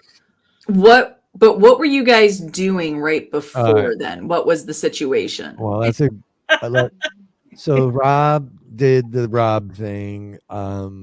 that Rob likes to do, and that's calling in his friends and trying to get the shadows to do their thing, which I believe was working. I purposely sat with my back to the other room, which was good, I think, because I would have been the one possibly running. I do still get scared, folks. I get freaked out, especially when things start working really, really well. I know Lisa had some big reactions. Jenny, Bonnie saw, you guys Ryan saw too. Yep. Yeah. Oh yeah, Ryan. I loved that Ryan was seeing. So you guys tell it, because I wasn't looking. And Kristen, you saw it too, right? I actually, what's interesting is like how a lot of them were seeing shadows, and I wasn't. And I've seen shadows, when I was younger in my house. That's a different story. But I wasn't seeing the shadows. What I saw was these sparks of light, and they literally had trails, and it was on the ceiling. It was like the room we were in. It was that other room right ahead of me. I've never seen anything like that in my life. I literally was staring at it, and I couldn't believe what I was seeing, because I've never seen that before. It was these sparks of light, and it would have trails. So it was crazy. Bonnie and Jenny, do you guys remember that from the Nesper when we were in Adam's room with the sparkles? That is definitely a common occurrence. If you do some of that work with Rob, those tend to show up at locations. Did you guys see the sparkles? Yeah, now you know. Did you guys see the same sparkles that Kristen's talking about? Oh yeah. I don't remember seeing that. I remember seeing light, but for me it felt different because I kept seeing the shadow. So maybe that's why I would see like a light at the side of my eye, and then I would see a shadow of like a shoulder like coming in and going back. So I was really occupied with that. So what was really cool when we went later on downstairs, and it was Adam, Vincent, me, and it was right after Bonnie and Jenny left, and Lisa and Stephanie was doing the Nesty, and we went pitch black, all lights off, everything. And they were all talking about how they could see the silhouette of the doorway, and they were seeing shadows moving out of this doorway. And I was laughing. I'm like, you guys are messing with me, right? Because I couldn't see them at all. I could turn and see the light off of the earphones from Stephanie, because I was right next to her. But if I looked toward them or anything, I had to put my hand literally right in front of my face in order to see my hand. All I was seeing was like when you close your eyes and you see like the light streaks. All I was seeing is like just like lines dancing, like it was static. And I'm like, and they're like, you can't see the door? I'm like, I can't see you guys. It was weird. And Adam's like, look, he was like, you can't see anybody. I can't see anybody. No, like we're seeing shadows, we're seeing this. But I was seeing all these weird, it was like closing your eyes and just seeing weird lights just moving through everything. And I couldn't see anything else. I thought it was just me and my eyesight. I'm like, oh, this is weird. So Ryan, I'm curious about Ryan, because Ryan has a job where he has to pay very close attention to things. Because you don't really vocalize on events. We've investigated a few. You don't really say a whole hell of a lot, but you did this time. What were you seeing? Well, I know, especially when we were in the basement together, I know I was kind of sitting back a little bit because I didn't really want to crowd Marissa and Kristen. So I was back there with Lisa, and we were both seeing the same thing. I know when you reached your hand out, you were like invited it to touch you. Lisa and I literally saw the shadow type figure bend down, reach into the room, and then like a hand basically like grab towards you. It like wrapped around your hand. My hand. Was fully engulfed your hand. And I did share that with Mike. It's why I don't look that way. I purposely look towards you guys. I don't even want to see that shit. But that out of my periphery, I saw the same exact thing you guys saw. And I could also see on the floor, it looked like some of it spilled in to the floor to my right almost. It was like, I don't know what that shit was. It was it that rattled me a little bit because I did see this hand come in. Yeah, Lisa and I were seeing the same exact thing the entire time. It was like this tall. It would just kept doing it. It was tall, and then it would be short, and then it would look right at you, like be in your face. You wouldn't look, you wouldn't turn your head, but it was right there, like staring at you. Yeah, because you could, you highlighted how in the basement there that even though they board up the storm windows there, some light always gets through. It's just the way it is. But Lisa and I would always see like, oh, we can tell he's there because now it's just blocking everything out. It's nothing there anymore, and all you'd see is like the head. And then, like I said, when you would invite it, it would just bend down and like reach into the room. So is anybody having thoughts that don't belong to them at that point? Like when this stuff is happening, I think sometimes we don't, I know we're in that moment and we're sort of caught up in like, oh my God, what is that? But I always like to ask that question to people, like, are there thoughts that pop into your head that you're like, that doesn't belong to me? Like, this is definitely some form of, you might not think it's communication at the time, but was anybody feeling any sort of that conscious connection with what could have been in the room with you? I know at one point Adam had said that I was under, so I couldn't hear anything. He in the background was telling someone, I really feel like someone's behind her, just whispering into her ear. Oh. And then I remember when I came out of it, I literally looked at everybody and I was like, I felt like they weren't in the microphone, like they were just whispering to me. And he's like, yeah. And I actually got up. And I don't know, I've never met him in my life. So I walked behind him. I'm like, this is what happened. I literally was pushing on him and like in his ear. And I was like, is that what it looked like? And he's like, yeah. He's like, yeah. And he's like, and I didn't even know it was you because it didn't look like you. So at that point, I had a bunch of thoughts go through my head when he said that. So, and I had to listen all back to it. I was listening to that. I had no idea any of that conversation happened until I re-listened. So. Yeah, the whole time she was on the STs, I thought it was Doreen actually under. Like the whole time I thought it was Doreen. So confused. I was just like, I think it was the energy. I don't think it was me. Maybe not. Yeah. She's like, wait, that was you? I'm like, yeah. I'm like, oh, it's Lisa. So that's real. Oh, guess who's back? Guess who's back? We can add him. Where'd Doreen go? She's with Tom. Okay. Yeah, and she's taking care of the family right now. Uh-oh, Michael. What is danger? I saw there were only 9. So I was like, oh, now's my chance. Oh. So what do you think? What all the stuff you're hearing, Danger? I like wasn't listening. I'm just kidding. How dare you? But I mean, seriously, like some of these experiences, I'm not kind of glad you're back. I'm super glad you're back. But does any of what they're talking about, their experiences, their feeling that to me, what's really interesting is the manic feeling that was coming from the 3rd floor for them. Does this correlate with what you know about the museum itself? So the 3rd floor, you guys are talking about the attic? Yeah. Area? Full floor, yeah, the attic part, the extra. Yeah, that place is I think in the beginning for us when we first initially started investigating that location, that place to us, even before the basement was heavy, that place was heavy for us. And it used to be it didn't always have that wall there with the door. It was wide open. It was more of a loft. And they added that wall and door during the renovation. And I don't know if it was your group or the group that just passed this past weekend when I was giving a tour. I mean, you could audibly, and I know the last time Get Haunted was there, you heard people walking up and down the steps. Oh yeah, right. Yeah, like, we had to stop. Like we stopped talking. We're like, what? We stopped because you could hear it going. I would go up and then I would go down. Right. So like, I mean, there's been experiences of people like standing at the bottom of the steps. We'll hear somebody walking down the steps and then they feel like something passed through them, you know, or they catch a whiff of perfume or cigar smoke. Right. There is that. Right. And then like for the other teams that have been there, they have like all the tech stuff, right? So the motion sensors and the lights and the REM pods and static boxes and all sorts of stuff. And you can audibly hear someone walking up the steps and you can hear the motion sensor going off up the step, up the landing and around. And then at the top there, right where that door is in the attic, to enter, the REM pod will start going off. Right. So you can like hear it, see it, right? Coming up the stairs. It's very interesting.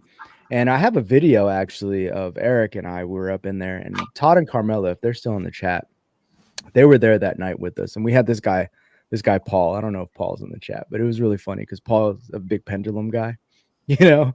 And I'm like, you're moving your hand. He's like, I'm not moving my hand. So we put a towel over his head, and I have a great picture of him with a towel over his head holding a pendulum.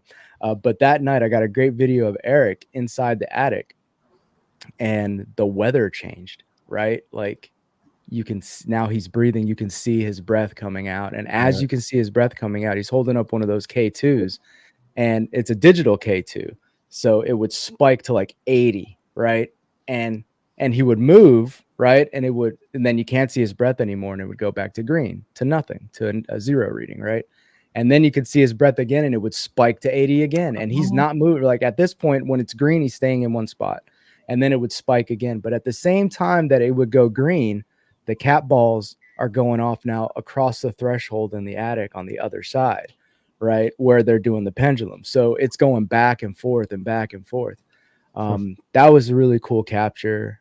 That night was really awesome. And even we've had up there, I was with IPR. I just had come in to check on them while they were up in the attic, and they had the door closed, and they put a cat ball and a bottle cap in front of the door, right? And we're all just sitting there, and Tony's like, you know, trying to get something to happen, and next thing you know, the door opens up and the cat ball goes flying, you know, goes rolling across the floor, and nobody's fucking standing there, right? The door just opens up, knocks a cat ball off the holder, and the ball starts rolling. And like, I couldn't wait till, like, I made them take the SD card out. Like, we had to go down on the laptop. They had to find a laptop, and like, I had to download that footage. I had to see that footage again, and it was really interesting.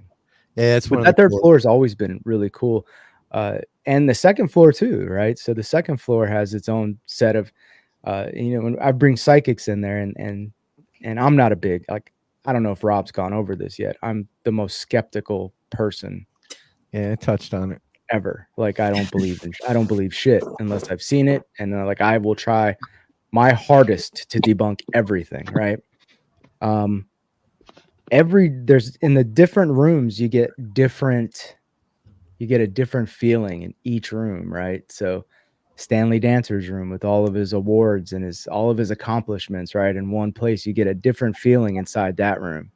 Inside Alice or Sarah's room, right, inside that room, you get a totally different feeling in there. Even that, like, tchotchke, they put all the kids' toys in that one room. I don't know why they do that. You know, that room with like the dolls and the stuff in there. I don't know why all that stuff is in there, but even in that room, you get a weird feeling. But it's just, it's just interesting. Making me ill. I'm taking him backstage till he comes back. I was like hypnotized by I'm sorry, Mike. A Blair Witch, you know, it's that feeling. But with Tom's camera, right? Like the Blair Witch. You ever seen the movie? The fan the fan is just knocking me. It's knocking me out. There you go.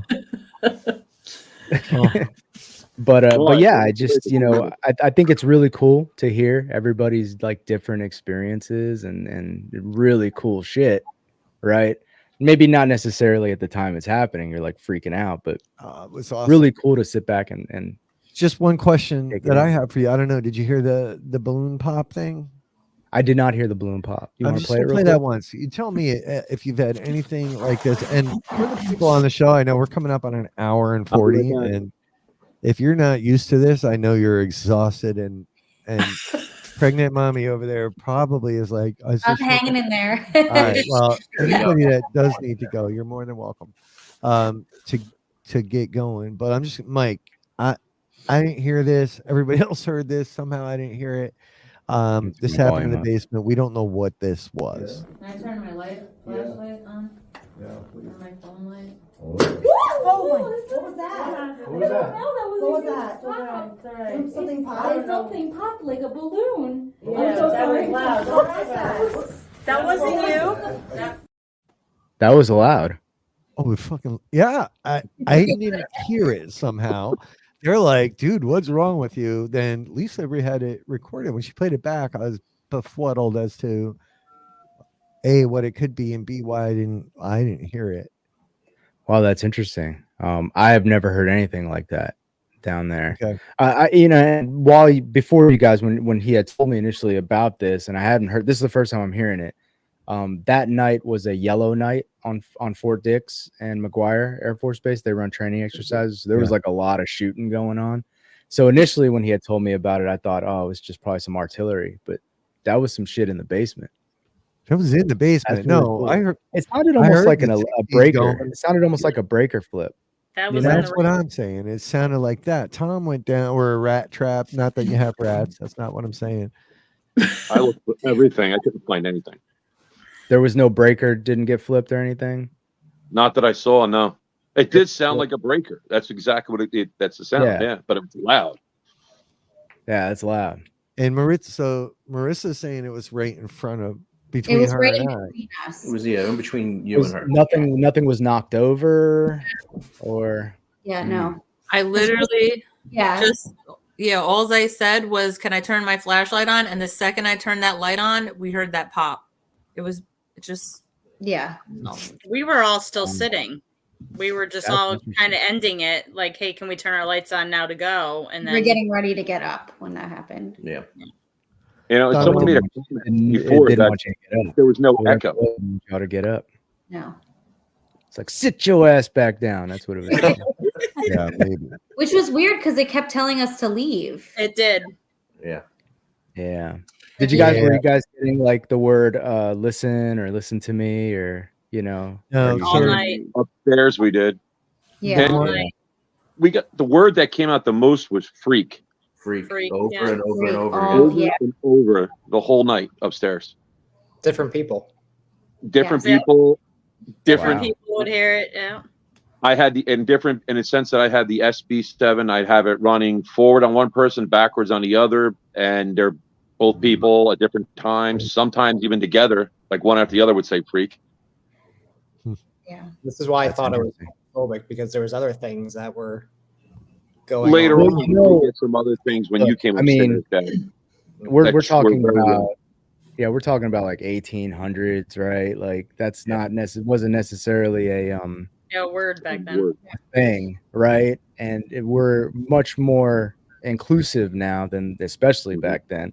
And when we started investigating there, I felt like I was getting picked on the most, and I was like, oh, it's because I'm not white, I'm getting picked on down here, and then Linda from Future Ghosts got the brunt of it one time, and I was like, well, that's not it. So yeah, it's interesting, man. It's interesting. That basement. I don't like going down there by myself. I really don't.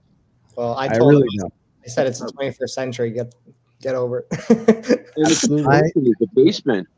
The basement didn't bother as much as activity wise as the upstairs when I was in the attic. It was just nonstop with us in the attic.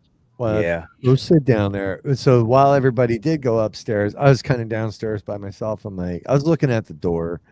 Like, I could probably go sit down there. I could go sit down there and hang out for the. I just couldn't do it. I couldn't bring myself to do it. I was like, nah, forget it. I'll just stay. But, Right. yeah, it's just an interesting place. The EVPs I didn't play tonight, I'll put them online at some point. What Kristen was talking about, it kept saying it, like on the recorder, get them out of here, take them out of here. It was really cool. Like it didn't care about the questions. It was just like, yeah, I want everybody out of here. I think they were tired. Did anybody get touched physically or anything like that? Yeah. Oh yeah. Yeah. I think Lisa had the full brunt of it when Jenny was under an Esty in the back attic room. We were doing a double Esty up there, and Oh wow. Jenny was having a hard time in there. And you hear me, I have it on the recording Esty, and I'm like, all right, we got to pull her out. I said, and I was like, that's it, I'm pulling her out. And as I walked over, you hear, Lisa, it's like shit, and I watched her head get yanked backwards, and she's like, someone just pulled my hair, and that was, Her that's pigtail when we was stopped all that jacked Esty up. set. They were braids. They were braids. Braids, you know what I'm talking. You know, I don't know. But yeah, they got yanked, so my neck went right back, and that was it for me. I was done. I've been doing this a long time, and I needed to walk out. I just left everything and had to walk out. And then a bunch of us were getting our earlobes touched. Yep. Yeah. Just like, I'm sorry. like a little pull. What's that thing of mine? So, Arthur's question about blah, blah. So, Arthur, the basement sessions, really, there was no, hey, Adam, there was really no equipment out. I know I didn't have any bubble wrap going on. No.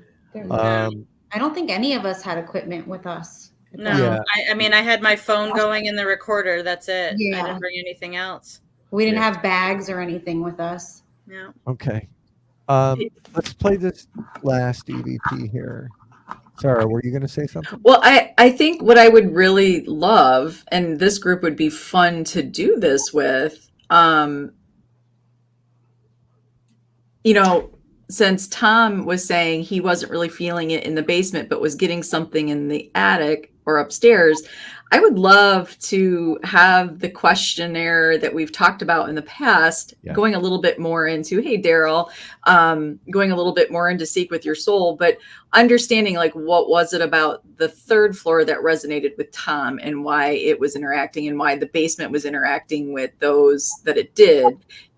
There's reasons why it's like walking into a party, right, of living people where some people gravitate towards you and some people don't. Why is that? What was it about your personal beings in those specific areas of this location that you were getting the interaction? Because if Tom's saying like, yeah, I just wasn't getting anything there, but I'm hearing some big, Adam seeing things with 4 legs. Yeah. You creeped me out with that one. Yeah, same. The upstairs, they were saying my name on the Estes multiple times, like on command. Yeah. At one point on the Estes with Lisa was under and Ryan, I asked Lisa, and can you tell Ryan my name? She goes, yes. I walked over by the door and she's like, point at door face. I'm like, that's me, Tom. And then you hear Ryan in the other room go, Thomas, like right on cue. I'm like, okay. And it happened multiple times that they were answering to names up there, multiple people's names and stuff. Yeah. That's interesting. And can you answer this question for Arthur? When you started to feel or acknowledge the touching, where was that in your investigation? Was it the beginning, middle, or towards the end? Did you guys? It was the whole time. I know with me, with the hair tug was right in the middle. It was right in the middle for me. Okay. Bonnie, Jenny, didn't one or both of you get your hair tugged at too? Jenny, did you? Lisa had her. Well, I was next. Yeah, I think I was next to Jenny, right? That's right. Next to You were Jenny. next to me. Touched during the SD session too. That was crazy. That's right. Yeah, I don't remember all of it, but it was strange. Yeah. And look, investigating with twins is also strange, so I don't want to hear it. Right? I'm just like, Well, at man, one you're point gonna they tell were talking to each other. They were both under, and they were talking to each other, Oh, yeah. saying they heard each other's voices, and we're like, wait, That they're was under. creepy. They're not. They That can't was hear each creepy. other. Yeah. That's See, cool. this is the stuff though that, when we stop, and Arthur, I like that question as well, like the triggers of what was happening for the physical touch, but let's not gloss over here with this small group. We have not just the sister aspect with Lisa and her sister and the twins, but we also have a set of twins, and that in itself has some phenomenon that comes with that, with connections. And then you have, let's be honest, if Adam and Vincent are feeling like there is some tension with the spirits for, who they are, does that play a part in something? Then you have Marissa and Ryan bringing in new life. There are things here going on that does that play a part in what you guys were experiencing? And Kristen, you coming, like Rob stated at the beginning, let's not gloss over the fact that she came to this investigation alone, not really knowing who's going to be there. So she's bringing in this whole other aspect of the living,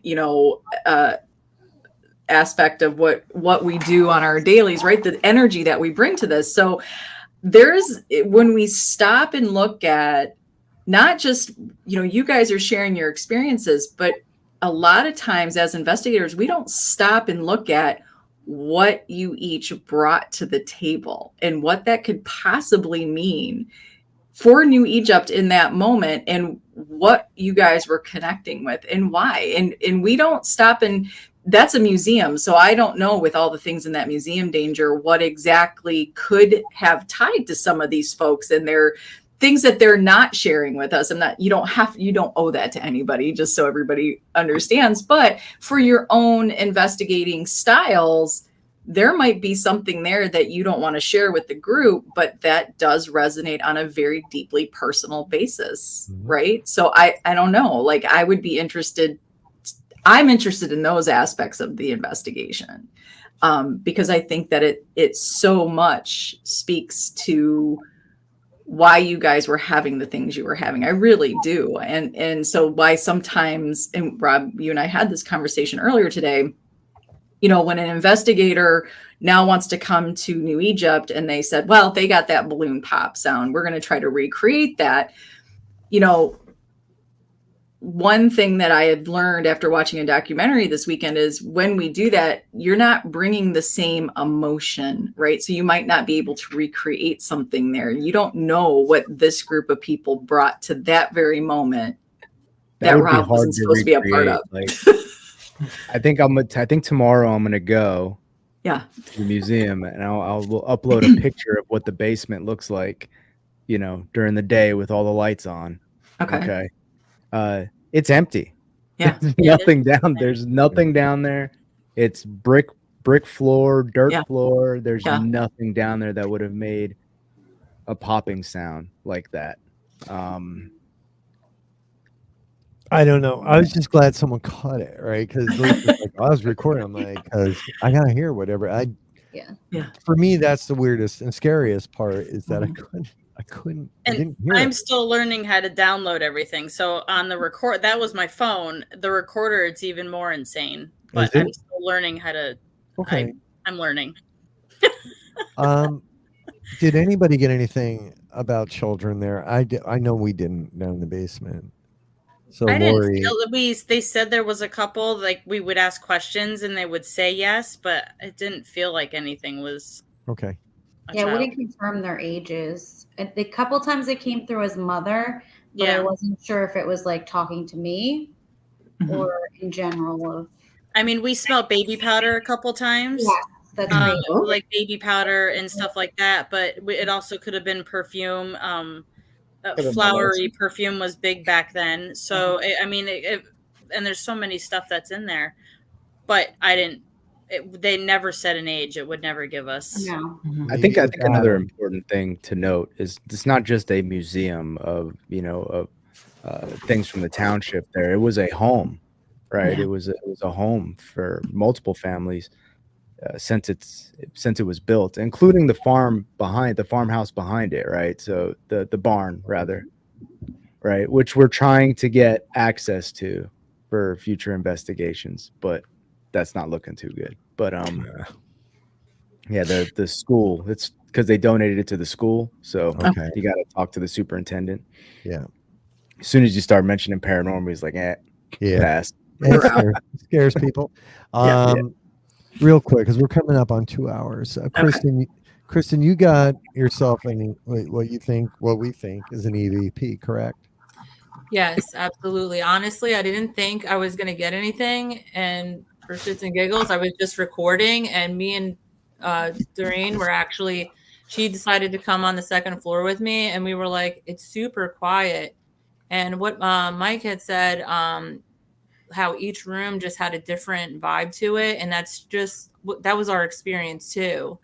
And when we had went into the ladies' room, Doreen's like, it's like so relaxing and calming in here. And I was getting the same vibe. And I had forgotten, honestly, that my flashlight was going crazy. I had new batteries and it was flickering on and off like in a weird way. And I'm like, what the heck is going on? I don't know. It was weird. I totally forgot about that. And I just remembered. I don't know if it was anything paranormal. I don't know for sure. But we were looking at these old shoes, and I was like, whose shoes are these? And Doreen was like admiring the shoes. And in the middle of her talking, you could hear a whisper lady's voice at a part, and then at the very end you hear it say something else. It was not us. I listened to it over and over again, and I was so surprised that something was there. Well, there you go. So let's play it. And for those listening and watching at home, this is Kristen's EVP. Here we go. But the looks of that looks like it's the shoe. It's round. This is pointy. Whose shoes are these?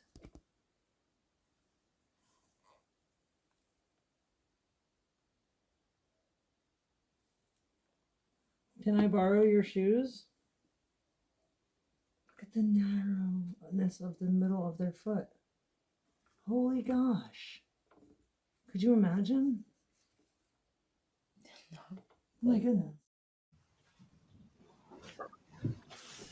Yeah, Can you there's play something that? at the beginning. There's something in the beginning, and then like in the middle, while someone's talking, there was a whisper. Yeah, you hear a whisper, and then at the very end, it comes back at the very end.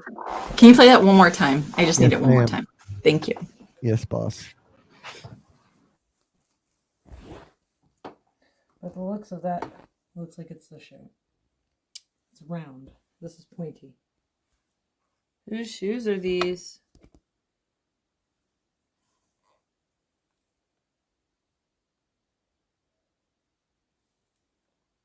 Can I borrow your shoes? Look at the narrowness of the middle of their foot. Holy gosh. Could you imagine? Oh my goodness. Wow. You know, I don't think you had the full, at the very end, it was 40 seconds long, and at the very end, there was something else. Oh. Well. It's all right, though. Okay. All right, lady. I thought I heard in the first whisper was they're mine, right? And then like while someone was talking, it said no, right? That's what it sounded like. And then like towards the end, I guess it might have got cut off, but it said like hands off or something like that. Didn't That's get what I cut thought. off. Okay.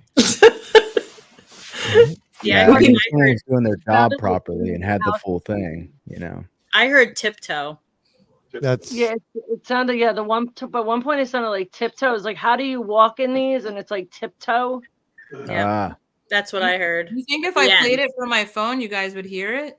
If you guys saw these shoes, you would understand why I was so enthralled by them. I Yeah. swear I'm not like that Yeah. special about shoes. But the middle of them is like an inch wide. They are so narrow. Yeah. Maybe, Yeah. Kristen, you can try it from your phone. Do you have it queued up?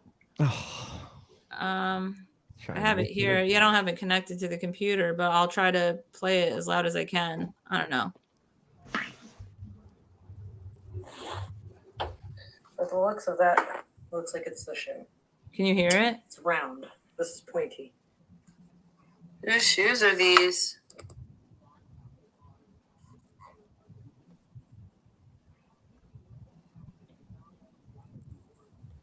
Can I borrow your shoes?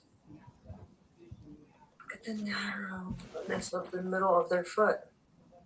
Holy gosh. Could you imagine? Oh my goodness. That's like hey.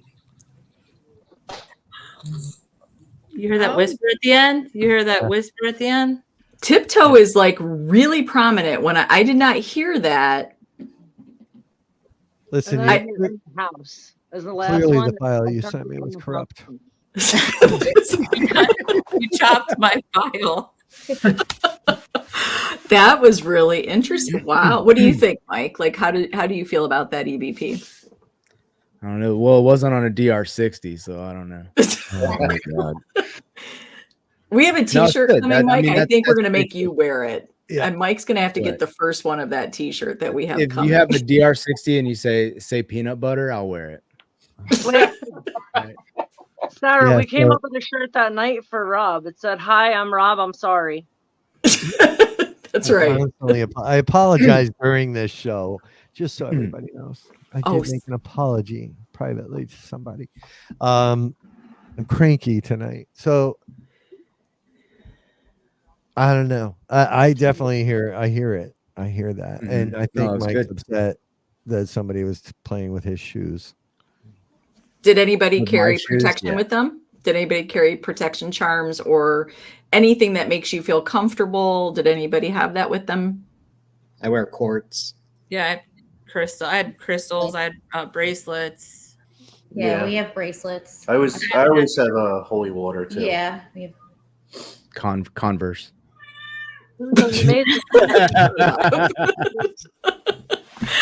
Enough. Well, how do you guys, did anybody walk away? Obviously, this was a bonding experience for all of you, but did any of you walk away from this particular investigation and these experiences that you had, even if you watched somebody else have them and you weren't exactly having them, did you walk away with any new thoughts or theories that there could be, or did it solidify your belief in what you're doing?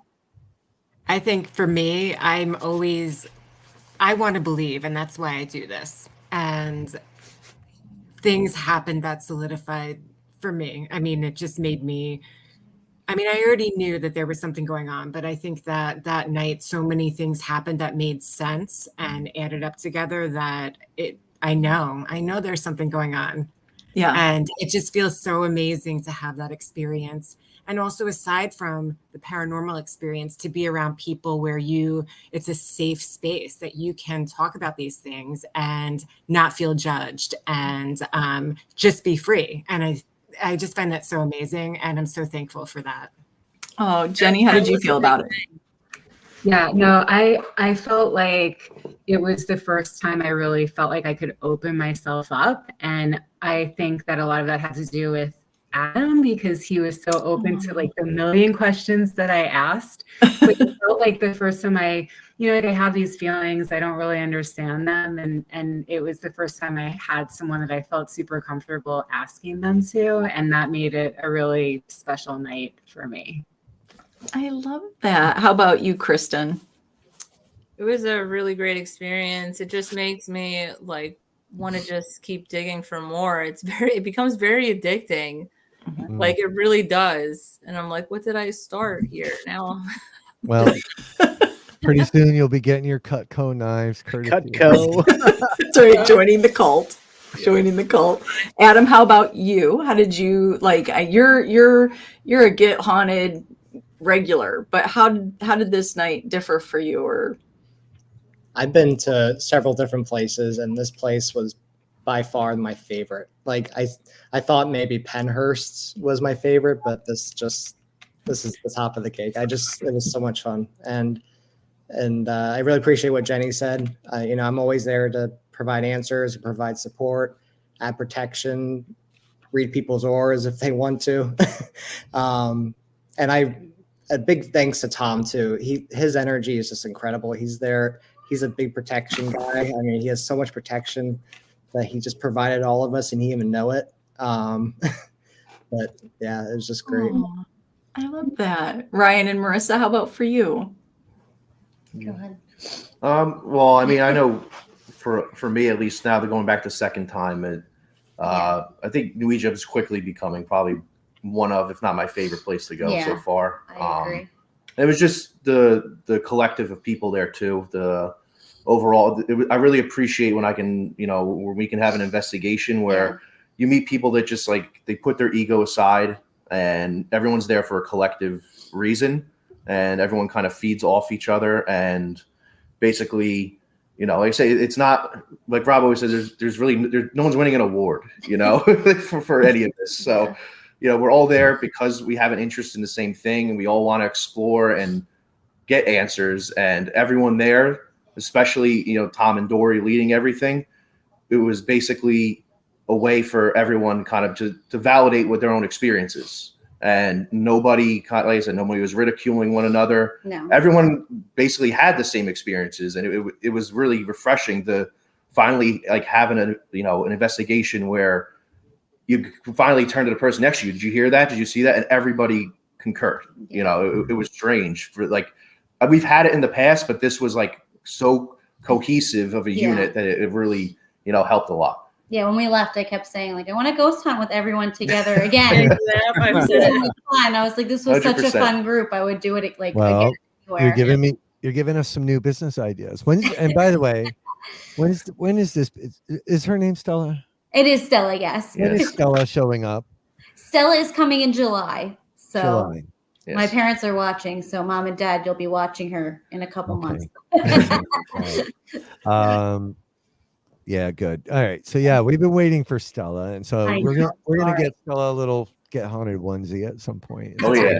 Yes, Get we those- can't wait. Can't wait. Those onesies are coming. Lisa Cremo, what about you? I can't say it. I'm repeating what everyone just said. Everyone there was just amazing.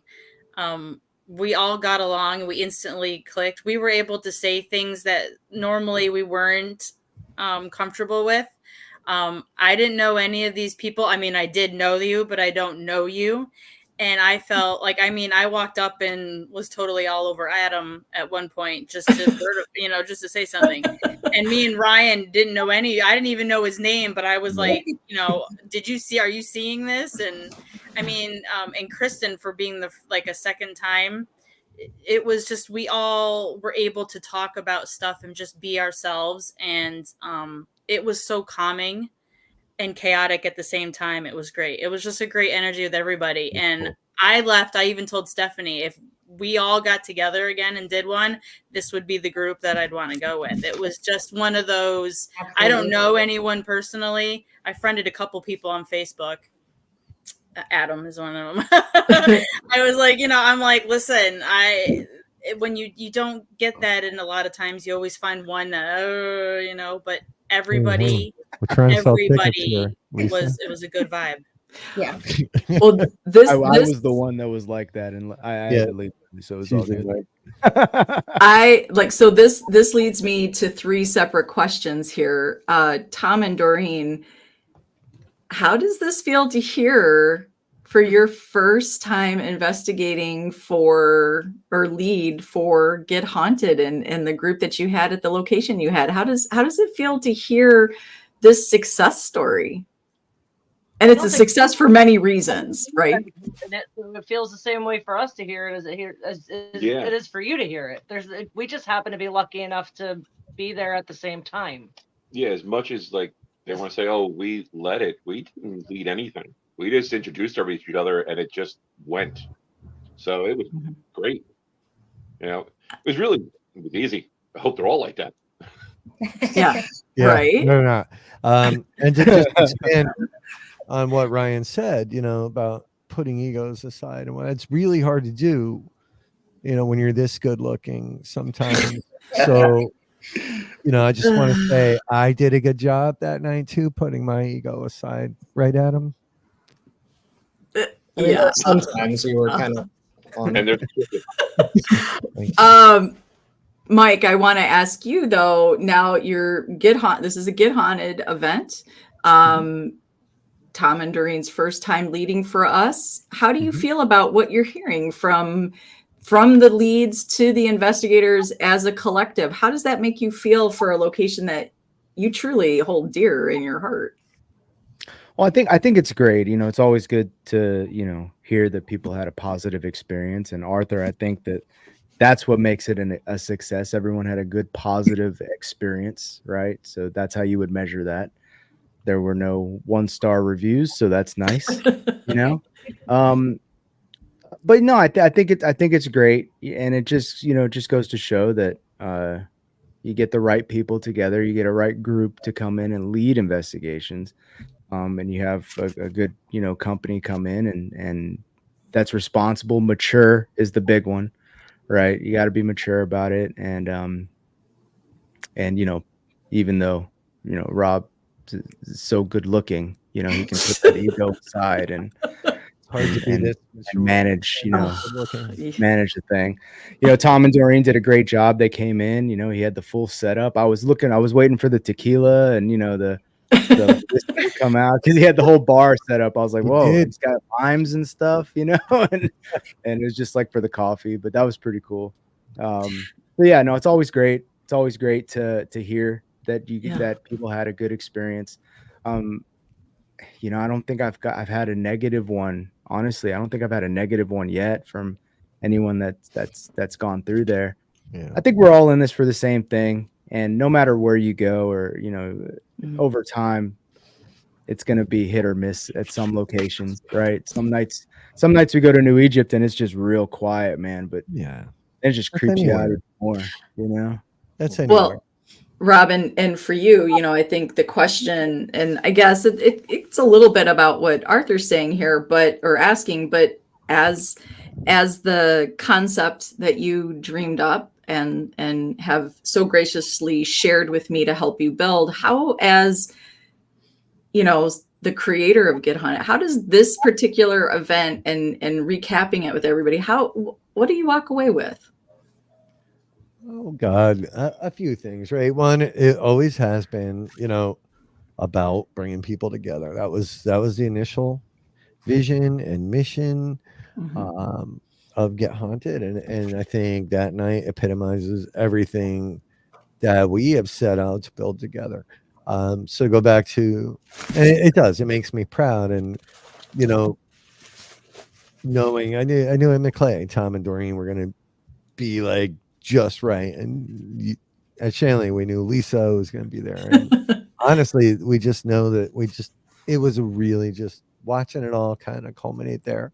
But back to Arthur's question about this measurement of success to me, for me, right? At the end of the day, Get Haunted in our events, and Sarah has coined this phrase perfectly. It's, we can't promise you a paranormal experience, but we can promise you an experience in the paranormal.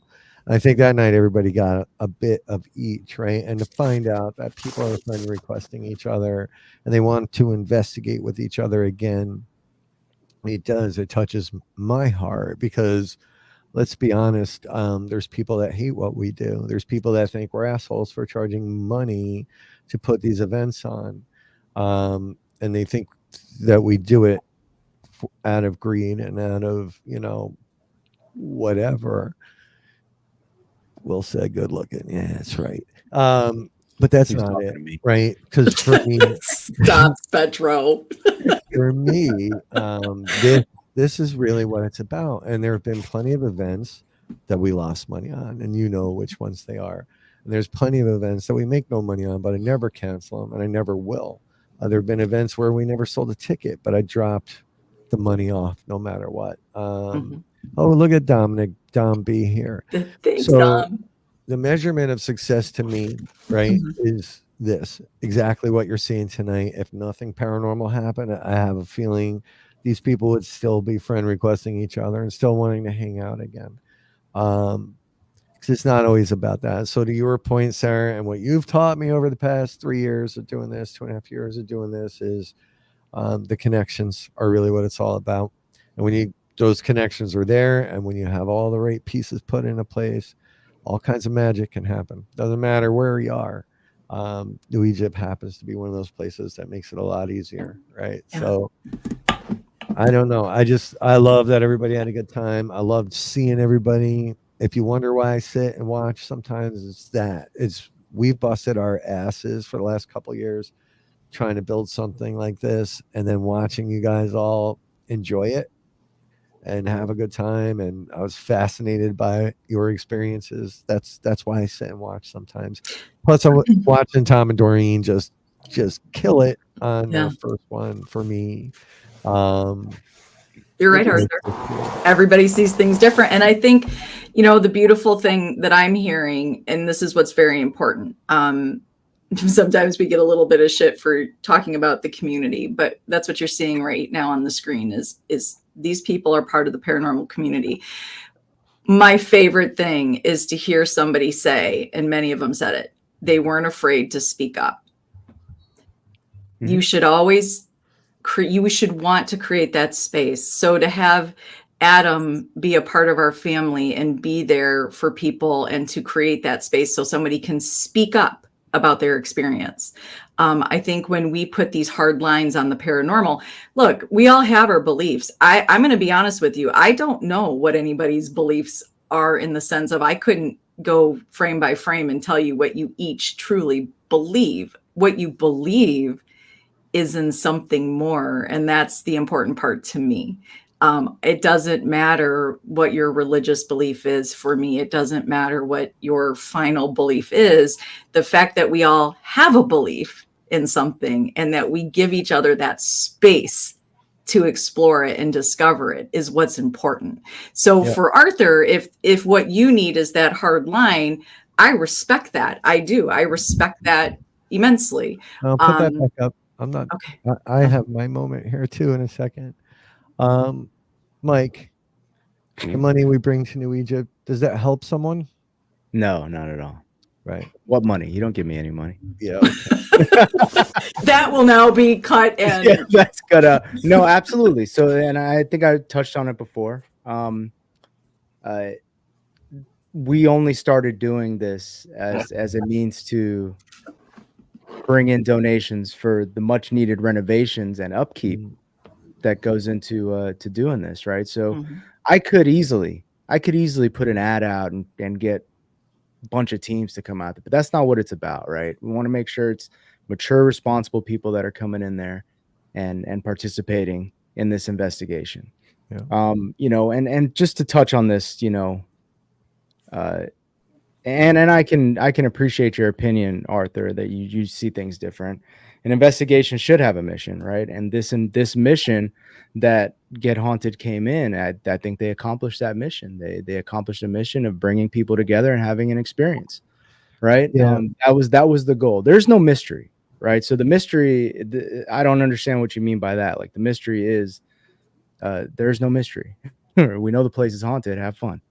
Yeah. So for me, Okay. right, and Arthur, you're probably taking the approach from the other side, right? But to me, you can't connect with the other side if you're not in the right mindset. And when you are and you're with the right people, you can certainly connect.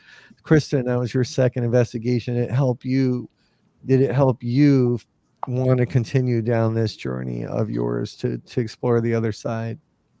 Oh yeah, absolutely. Like I had told you guys, because we spoke briefly in the beginning about ourselves. Like I had experiences when I was younger.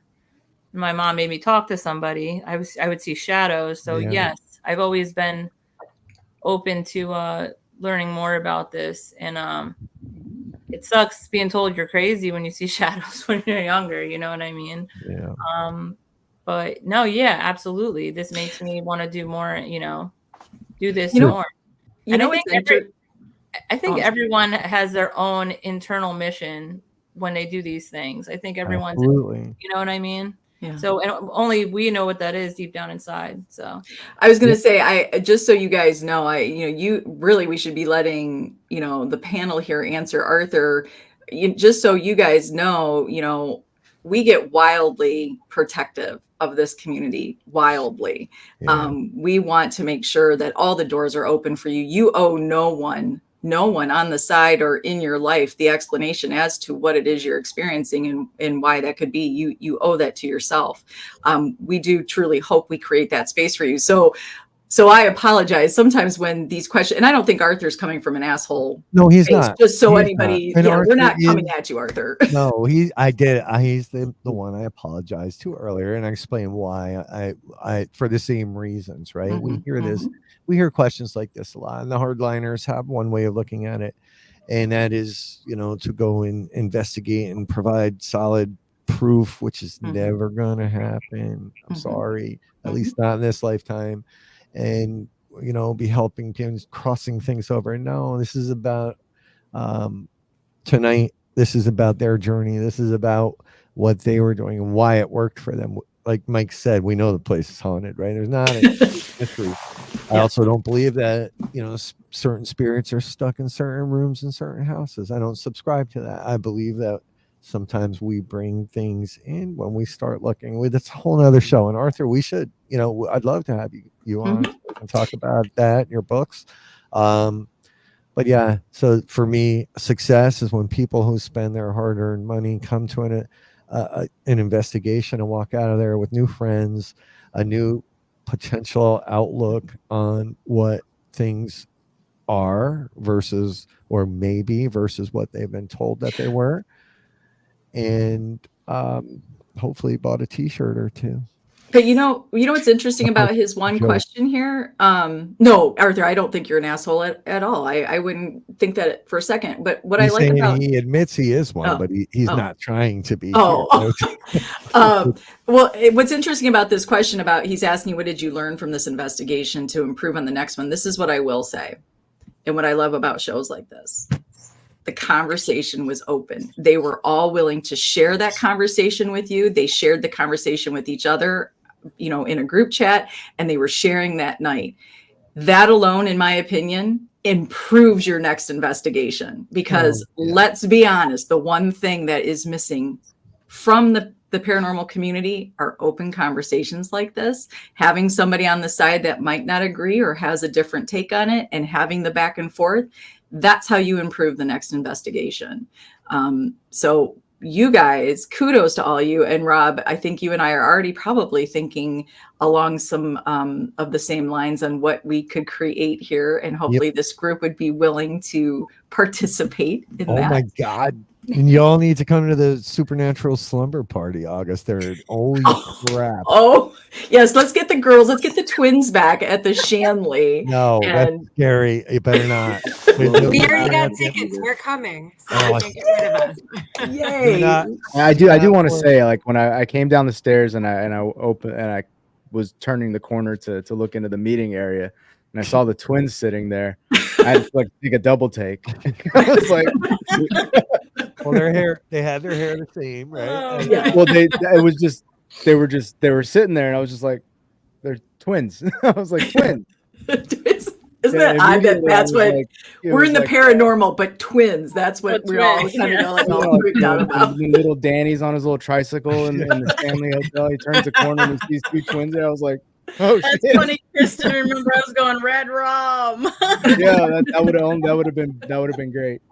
Let's be honest. As soon as we saw twins, everybody thought double SD instantly. Yep, we did. Oh yeah, you can't help it. Yeah. Well, this was great, Rob. I'm really. This is truly what it's about, and some of you I do know, some of you I've heard amazing things about from Rob, Tom, and Doreen. I cannot wait to meet you in person. Lisa, to be able to see you again, I look forward to that.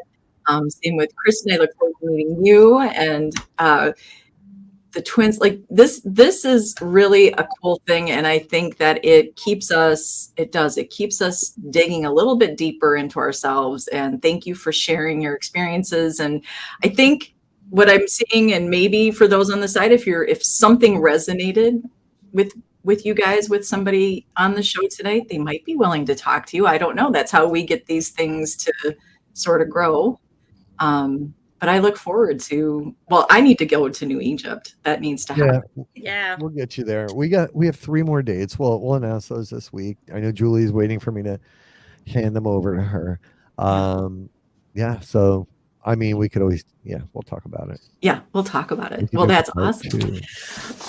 Part 2. Yes, let's do that. So do you guys have any parting words that you would like to say before we say goodnight to everybody?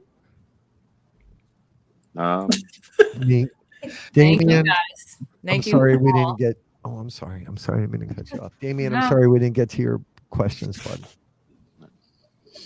All right, proceed. I'm going to be quiet. I just wanted to thank everybody for such a good time. Honestly, you guys, like I said, have such great energy. Tom and Doreen, you guys are great. That's all I have to say. I mean, you really are. And all of you were great. And thank you guys for such a great time. We had a blast. Thank you guys. I hope to see you at another event. Yeah, same here. It was a great time. I hope we all see each other again. That was fun. Definitely. Have a good night. Yeah, we got to go. We got to put kid to bed. Yeah, good. Me too. Good night. Yes, this is one of our longer shows. Good night, guys. Thank you. Well, thank you guys seriously for your time, and we look forward to seeing each of you guys out there doing your thing. We hope you share some of the journey that you want to share with us right there on the Get Haunted Network, because that is what encourages other people to step forward and share what they're going through and what they're doing. That's what we love. Awesome, Rob. This was definitely a very important investigation to share, I think. Oh, it was huge. And And look, evidence and all that's great. We all know, and it's clear as day, crystal clear, that New Egypt's a very special place. But again, I think this really highlighted the highlight lands on the people here, right? And for me, it truly was. It was a pleasure to sit, watch it all unfold, watch Adam and Vincent, James, just watch everybody doing their thing. Lisa, Ryan, Marissa, you guys are troopers for coming out. Marissa's like, she needs to get rest, and they're like, That they was didn't want to go. in a long time. It was.